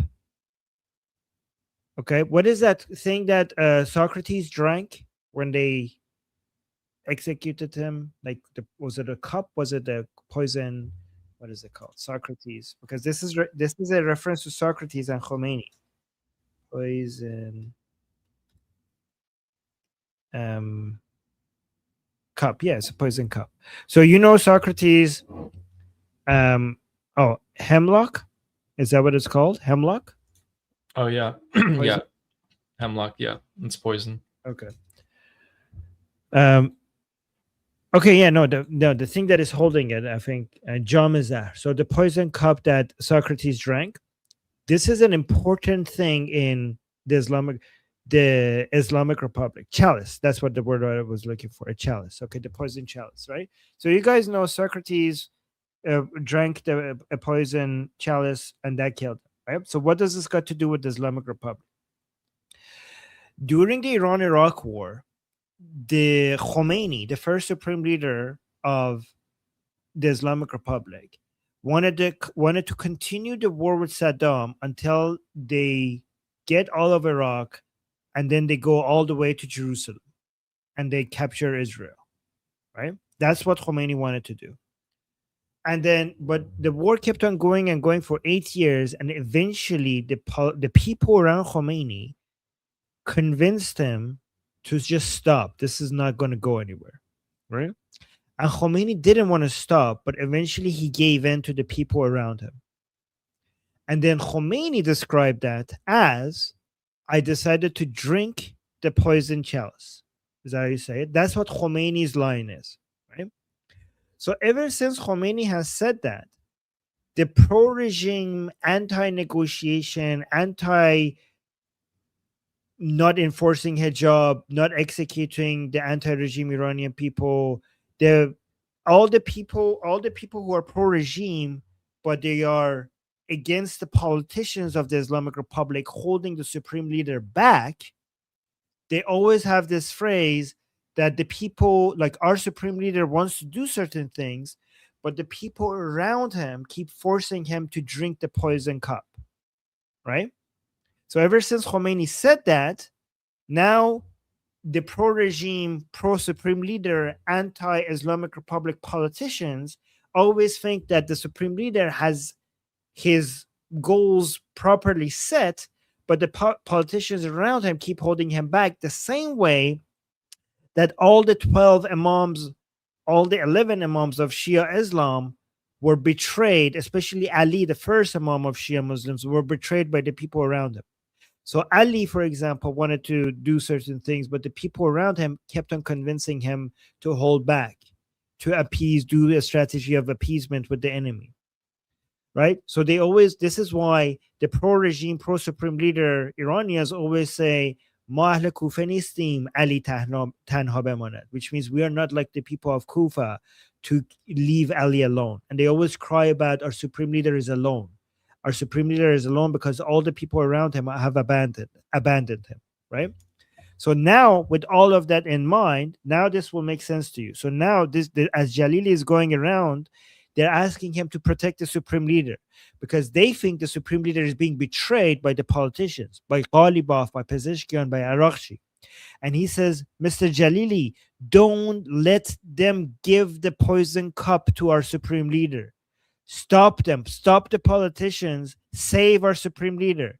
The people around him. So the poison cup here is negotiation with the American, the MOU, dealing with the Americans. That's the poison cup here. And the people are shouting their force. You know Dumbledore, when they were forced, like Harry Potter was like forced drinking him that thing. I don't know what that thing was, but basically they're saying that they're forcing the poison cup down his throat. You need to save our supreme leader, right? So listen now. This is going into deep stuff, guys. Like this is deep nuanced stuff. Saying آقای جلیلی نذاری جام زهر بدن به رهبرمون. Mr. Jalili, don't let them give the poison cup to our leader. Our hope, you are our only hope. Jalili, you are our only hope.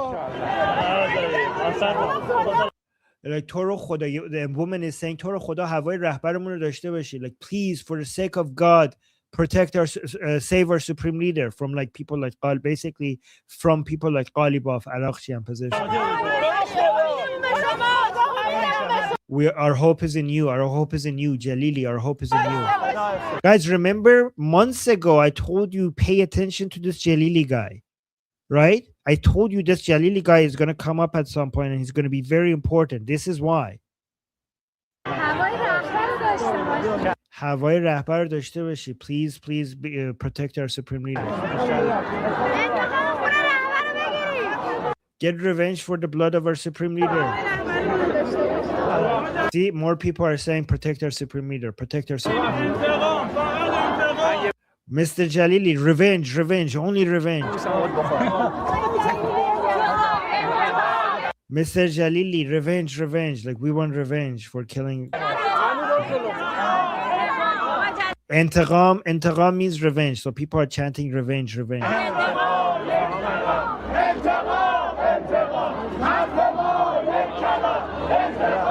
Now everybody's chanting harf ma yek kalam, integam. Like all they're saying, everything that we want to say is just in one word is revenge. So that was that revealing? I think this one clip was very revealing. If you understand what is happening here, this was just 40 seconds of a video that was eye-opening. If you're not Iranian and if you understood what's happening here, you understand the Islamic Republic politics more than 99.9% of not just average people, but just analysts. Can you go back to where he was walking through the crowd? Maybe like 10 seconds ago. Okay, guys, let me know in the chat if you like me bringing these videos and getting this nuance about the politics within the Islamic Republic. Like right there where we can see the women. Okay. So, guys, play it. This is who Armin's. No, sorry, you just paused right there. I just want to show them that these are the regime supporters that follow the Paidaris and listen to them. They're, as you can see, very diehard loyalist to the supreme leader and to the Islamic Republic. The Paidaris now have an issue where Jalili and all the other people in the Paidari camp now have to start balancing their support for what Ghalibaf's saying and appeasing their supporters who want revenge for the supreme leader. So that's why they have to start quietly shifting the narrative.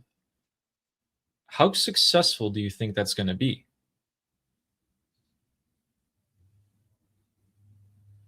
I think it's not going to change a lot of their opinions, but it is going to make them lose hope in any sense of revenge, getting any sense of revenge. Okay. They're going to give up. Some of them are going to give up. Okay. So, yeah, that makes sense. You have to, you lose some of your supporters every time you change a stance. I mean, if me and you suddenly started talking about, just like, I don't know, Russia, Ukraine, then we'd lose all of our people who are interested in Iran. And these guys have to shift their narrative too. And they have to do a 180. They have to somehow slowly do a 180. Interesting. Yeah, somebody saying Western media misses this completely. There's nobody in Western media that even understands this at the level that I just explained this to you.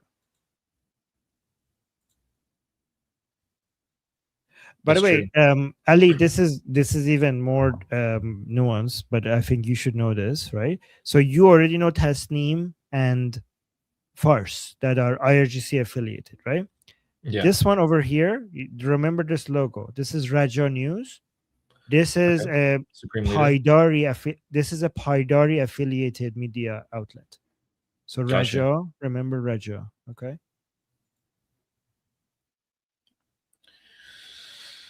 Okay, so you know that, guys. That's why people have been saying there's a coup against the Supreme Leader. They see Ghalibaf, they see what he's doing. So the internal politics of the Islamic Republic as it stands, as Teal is saying, yeah, this is the best channel if you want to learn internal politics of the Islamic Republic. The reason why that might interest you is because then you have a earlier heads up into what direction the fracture of the Islamic Republic is going. Is there going to be one? How big is it going to be? What's it going to look like? That's why we pay so much attention to this and we're interested in the first place. When you have differences in ideologies, you have these type of clashes, but then how hard is it to get people who for their entire life, like you saw that kid, that boy kiss the poster and cry. That's these people. How hard is it going to be for them to suddenly start believing, yep, forget about revenge on the Supreme Leader. I know you guys loved him, you know, more than your own family, but just forget about it. Just forget about it. Let's just focus on Ghalibaf, the person who's trying to take over the Islamic Republic. This is where Ghalibaf's history is hurting him because he's been power hungry from the get-go, and people know that he's a weasel.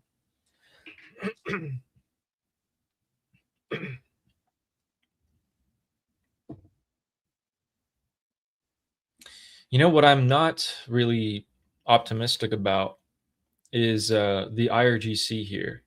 I know that Vahidi still has cards to play. I just don't know, short of him marching in with a couple of boots and rounding everyone up and shooting them, which he can't do anyway.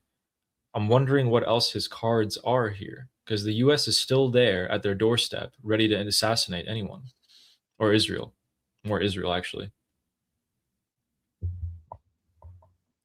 If the Americans just stay a little bit longer, Ghalibaf might be able to move enough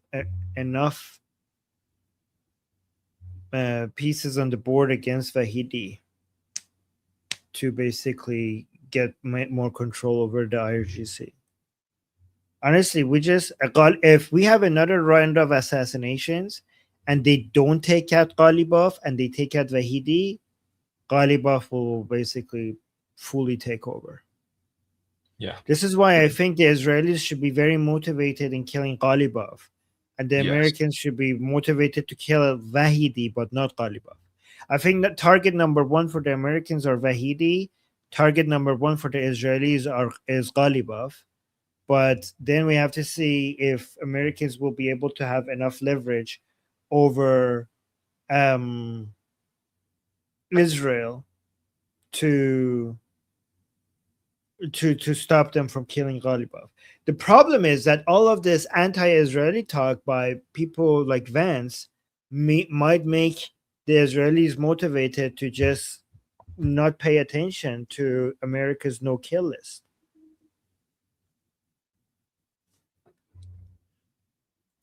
Ooh. I mean, that's good. Oh. Yeah. Yeah. What's that? Fine stars, you're sounding like a Paidari person now. She's anyways, never mind. Okay, so Steak and Beans gave us a super chat to get us to confetti. So we didn't get confetti because we were out of it's past the time limit, but I feel bad. So I'm gonna do confetti myself instead because we got to 9 super chats before the time limit, and then we didn't get to 10, but we did get to our goal because of Steak and Beans. So given that it's not doing confetti because it's after the time, I'm just gonna do confetti myself. Yay, confetti! Oh no, Amir is saying confetti. No, there's no confetti because it's after the 2-hour mark. Okay, I'm gonna do another confetti for Amir. Sorry guys, thank you for the support. Okay, confetti. Yes. Guys, put confetti in the chat so that we could basically do people are seeing the 9 and they're trying to do super chat to get the confetti show up in the chat and it's not working. Thank you guys, that's very sweet. Thank you, Steak and Beans and Amir. Oh, it's okay. Oh, look, everybody is doing confetti now. Thank you, guys. See, we got this is actually a better version of the confetti, community made.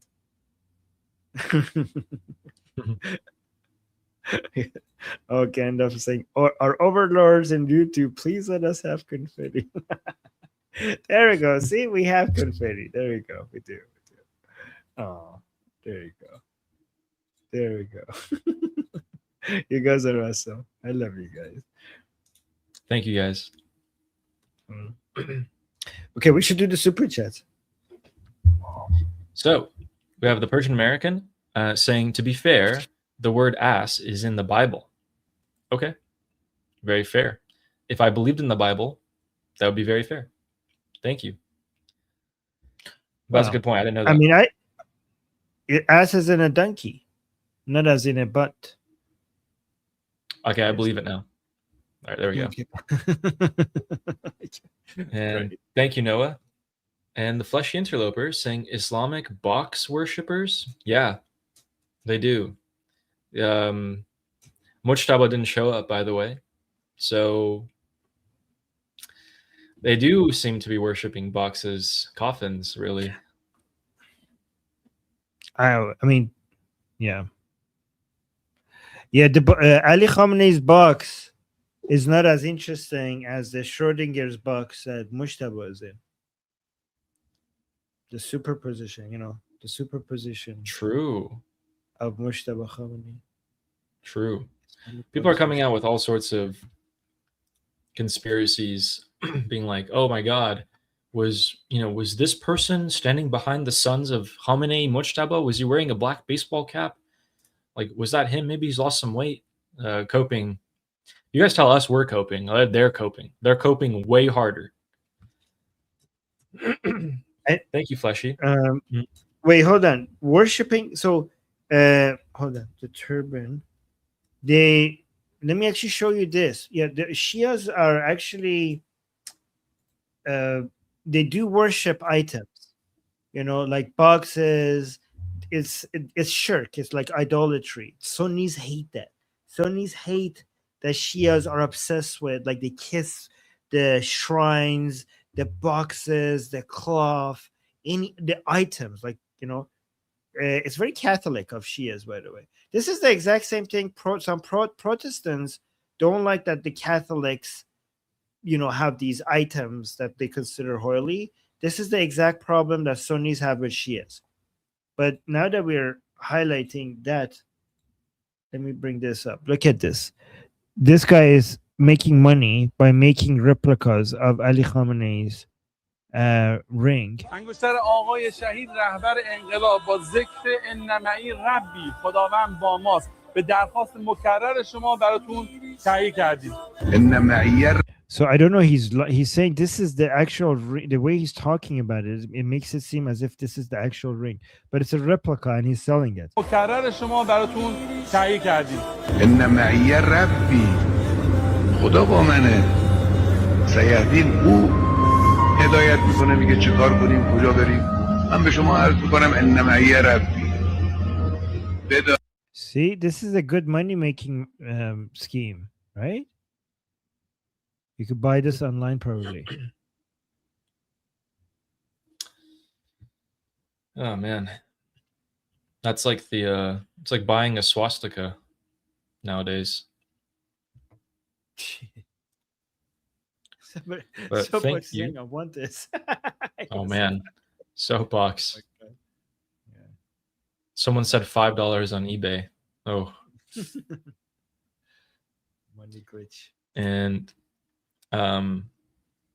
thank you, Fleshy. Jagatai is saying Ria Janasat Minaksam, best song ever.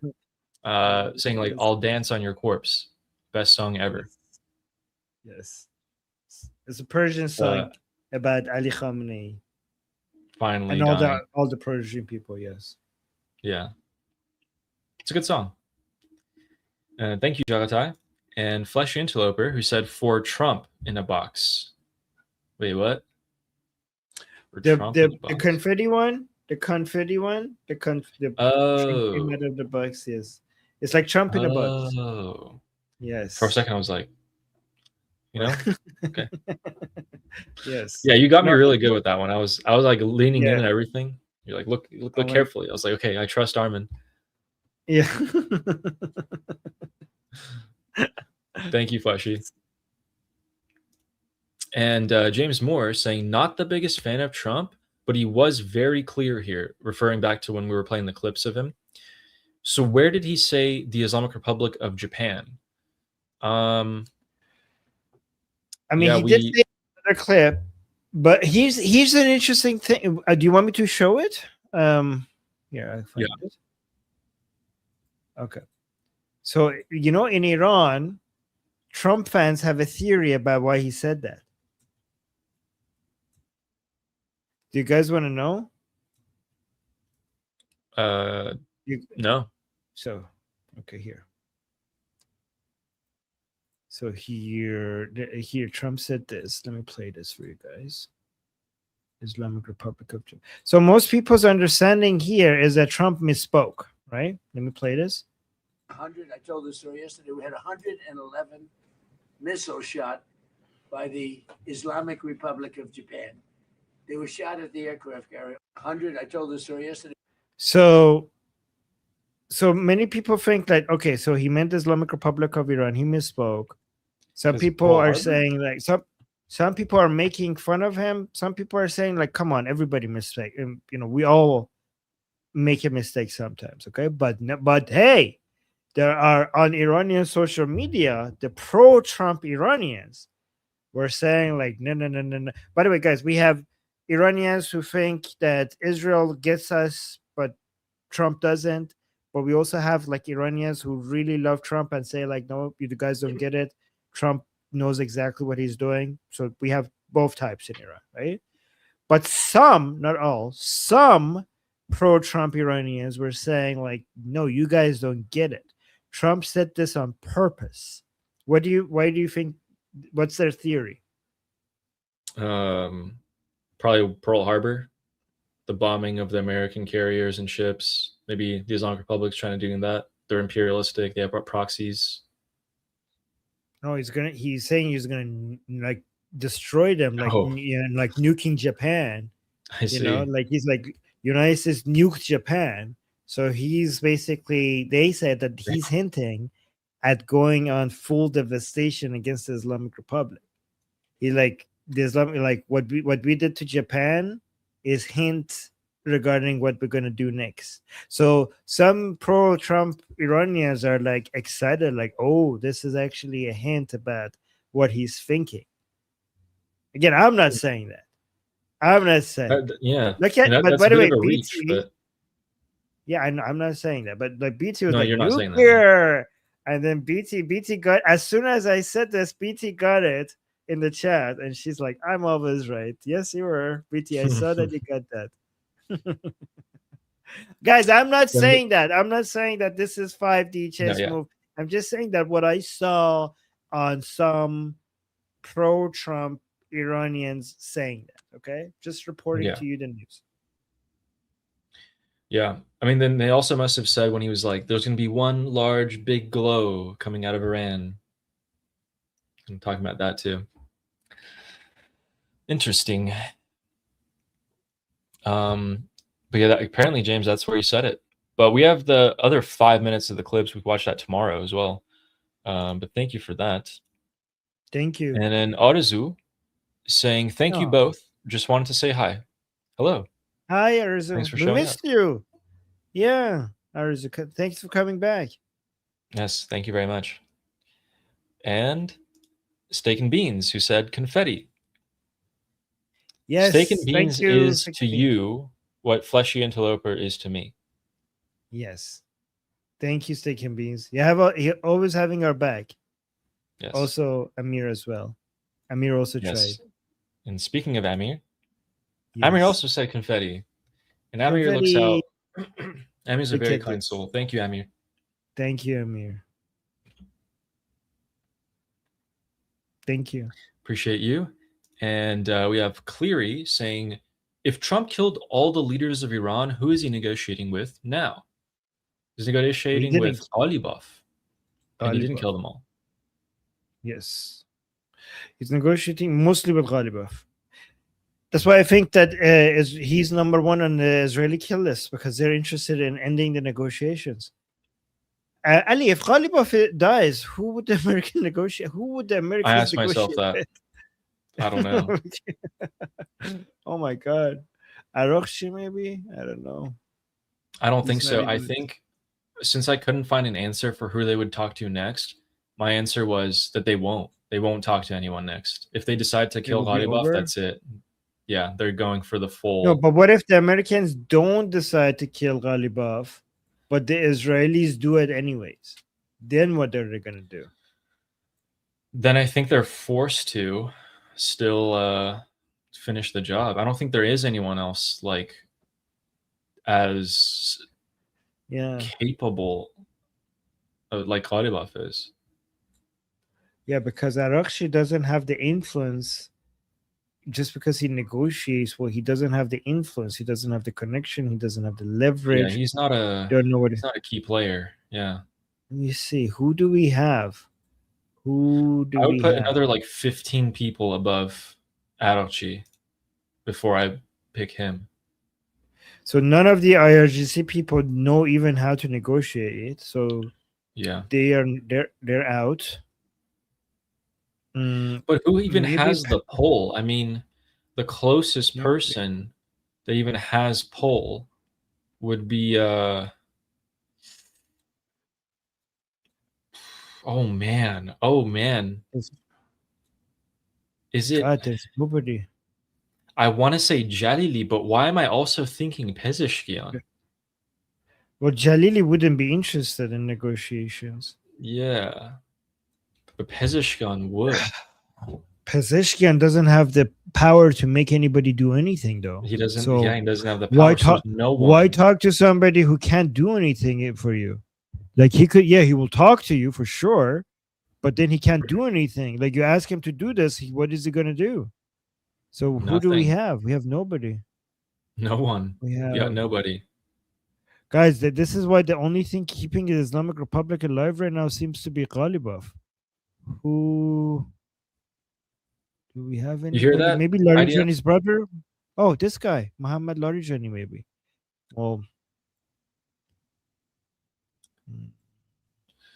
yeah. I mean, I sure hope the IDF wasn't listening in on our conversation here. Oh my God, there is really nobody. Jesus. Okay. All right. So there you go, Cleary. I guess you know now. It's Ghalibaf, and if it's not Ghalibaf, then that's it.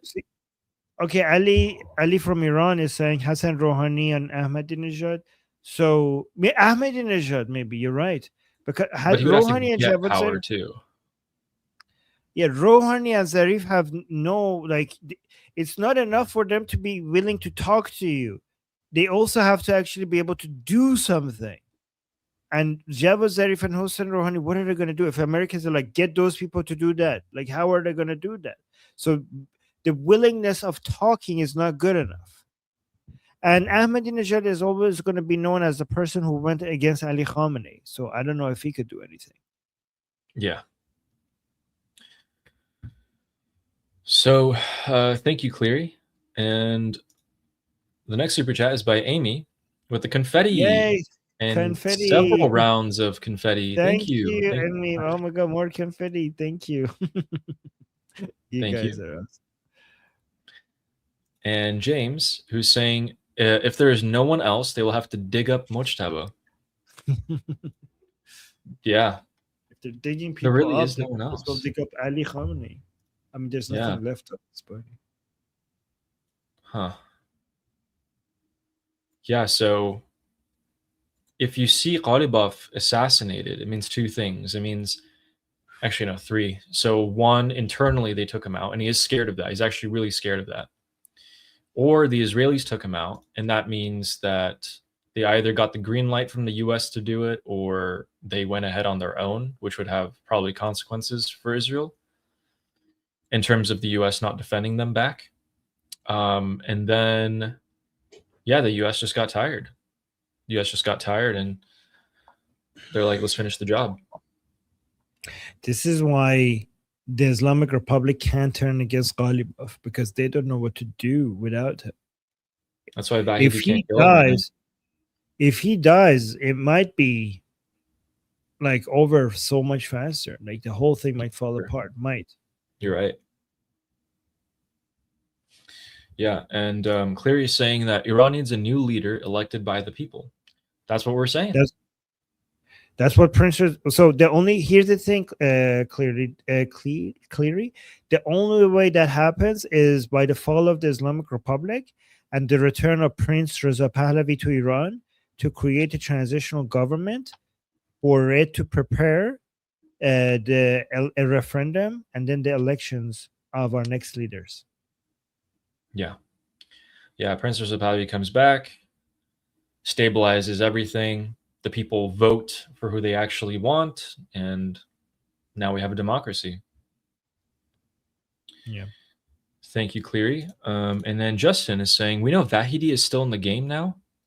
He's still in the game. He is still the commander-in-chief of the IRGC. He showed his face, so he's not dead. Is he though the commander of chief of IRGC, Ali? He's the commander-in-chief of what's left of the IRGC, of whoever is still loyal to the IRGC. No, is he though? Because that's not how he was introduced as the funeral.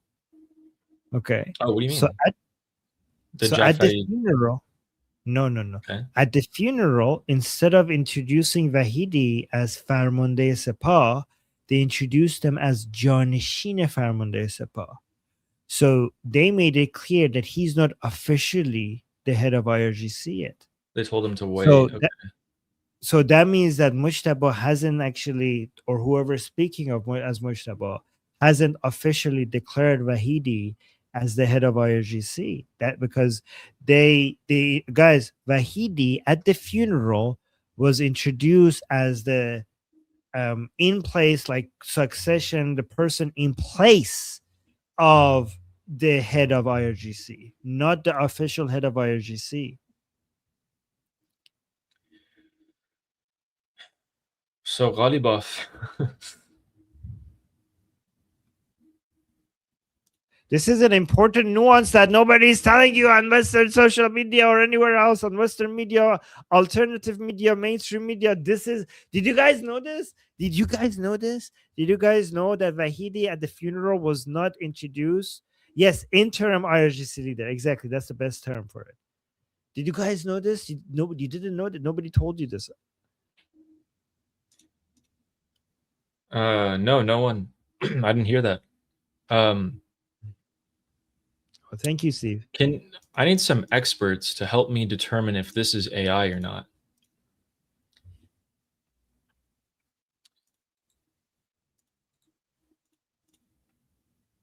Yeah, I saw this. I thought it was AI, so I didn't share.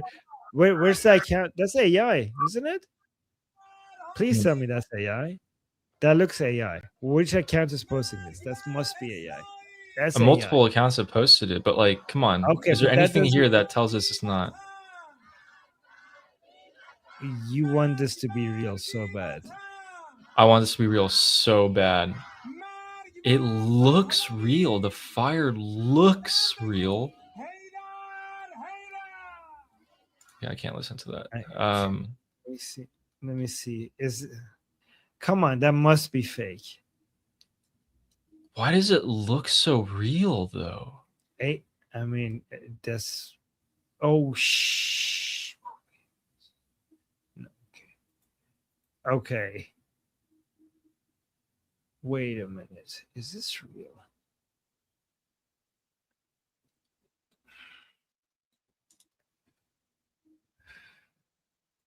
Okay. No way. Is it? I mean, first of all, it's not, guys, it's not actual like plastic Lego. They just set it on fire. Is this the official account of Press TV? I know they don't get a check mark because of their. Let me just double check. Let me go to their website and then check their X account or their. Press No TV. way. Okay. Lego Iran.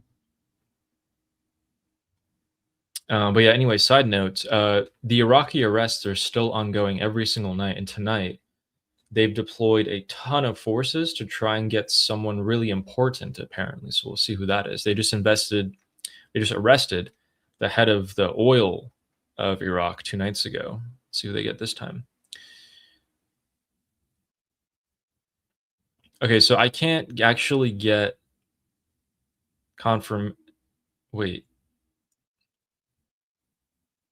Wait, there's more videos though.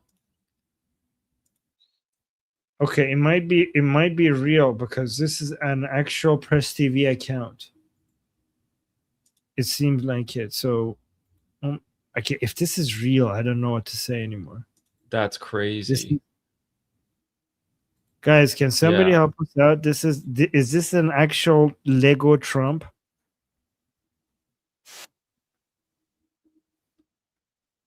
What the heck? This is actually real. Holy crap. I think it's Trump. real. It looks real. The way that they're spraying like the kerosene on top of it to set it on fire, the way it fell too. I don't know. Somebody saying, man. Steve is saying Press TV is now a credible source. No, guys, the reason why I'm saying checking is because Press TV is posting this. They're not going to post this unless this is because this is their they created this video from the streets. Like they're not going to. Interesting. Okay, well, It is real. the fanaticism. Yeah, look at this. Hold on, let me play this. Oh shit. He like squeezes it and then it's dripping, like the oil is dripping off. Then he'll go to the left side and like squeeze a few more on top of it. And then it catches fire right when I don't know. Maybe, who knows? So Ali from inside Iran is saying this is real. Oh man. It's real. It looks real. That fire looks real. Wow. Okay, they made a Lego Trump. They made a Lego paper Trump. Or wooden Trump, I guess. Guys, if you guys don't know what this is referring to, this is referring to all the Lego videos they made against Trump. You guys remember those? Yeah. Yeah, that's paper mache, I think, from all the particles or the paper, yeah. Jeez. Okay, That's so funny. Jeez. I mean, that's not funny, YouTube. That's terrible. It's funny that they would even think that, is what I meant.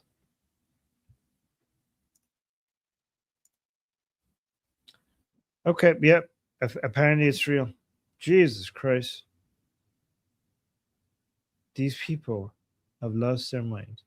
Look at the effort that they put into this. Yeah.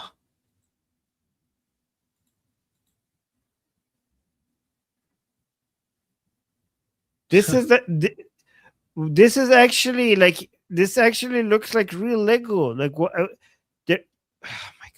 The thing is that why are they bad at everything and they put so much effort into this? I wish they would put this much effort into actually making the country work. Oh my god! They suck at everything and they managed to make such a.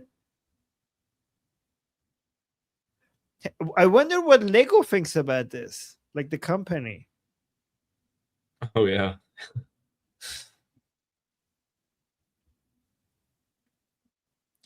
Yeah. I don't know. What do you even say about that? I mean,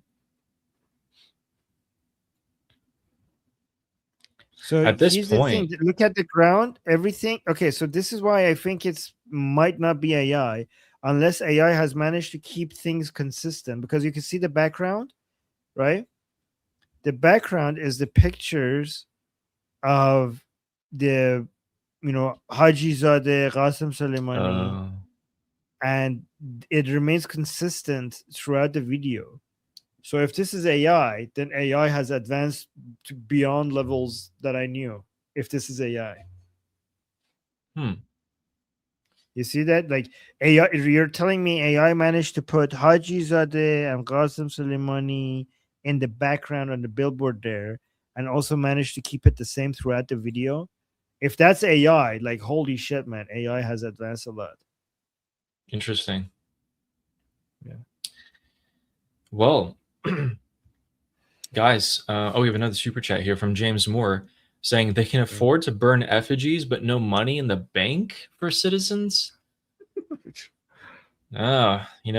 Surprising but not shocking. True. Yeah. And James has been paying attention. Yes.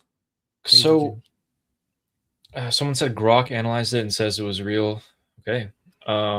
Is that really a good way to realize this? Like to figure this out? Is Grok good at figuring this out?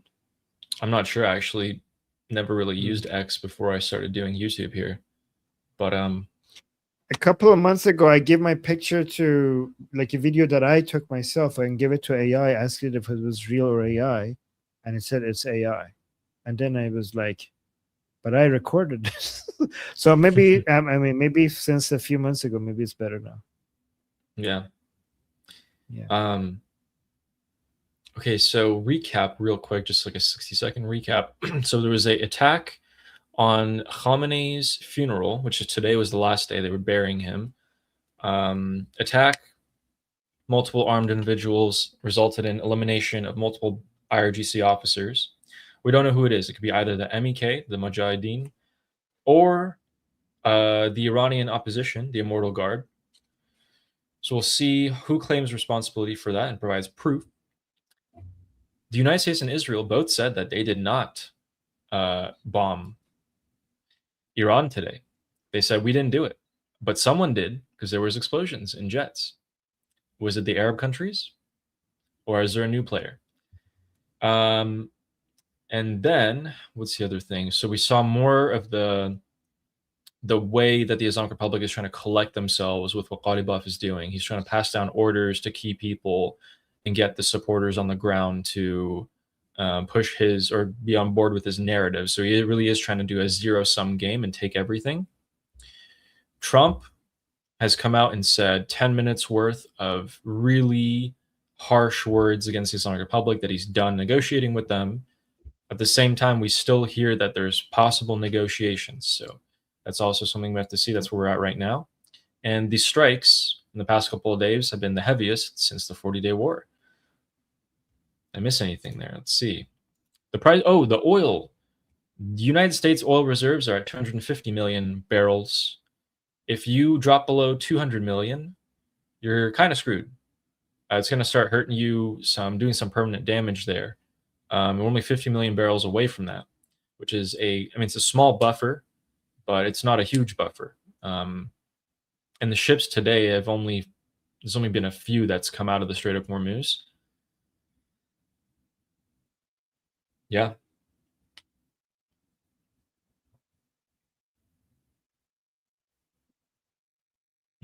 Awesome work, by the way, Ali. Great job. Yeah, thank you. WK is I just jumped to Ali's channel to like. Yep, he is real. Oh. I'm real. I do have a channel. I'm real. Nice. Okay. You want to read the super chat? Oh. Yeah. Shlomo is saying Grok says Ali Salwani is fake though. Armin is generating him. Heh. Oh my god. Good one. Good one. And with that, Justin, last super chat of the day, says that took some time and effort too, all while at war with the United States of America and Israel. Yeah, poor artist who they commissioned to make that. That artist probably spent a while making it, and then they just put it on a truck and burnt it straight up. So I don't know. Maybe that's why they're losing. They're putting too much effort into making Lego effigies than winning the war. Yeah. Well, guys, quick sweep. Okay. Yeah, so we might see the Islamic Republic launch some missiles. Nothing serious, though, because last night they didn't either. And we'll check back tomorrow to see what the United States has said about what's going on. Are they going to continue negotiating, or are they going to hit back? I don't know. With that, you want to sound us off? Yes, guys. Oh, wait. Oh, I forgot. Guys, the monkey Oh, yeah. Monka is going to go live soon. Oh, he already set it up. Oh, I'm glad that he actually put it on his homepage now when he's going live. That's good. So the monkey is going to go live soon. Oh, no, it's not there anymore. You have to go look at it. You have to click on the live section to see it. I'm going to tell him how to put it on the homepage, the upcoming live. But he's going to go live soon. And what is he talking about? ISO right fight divisions in the isolationist. Oh, okay, so we have the infighting of the isolationists right with each other. So he's watching the drama between Sneeko and Tucker on one side, and then we have, who's this, Nick Fuentes, and who's this other guy? Oh, Alex Jones on the other one.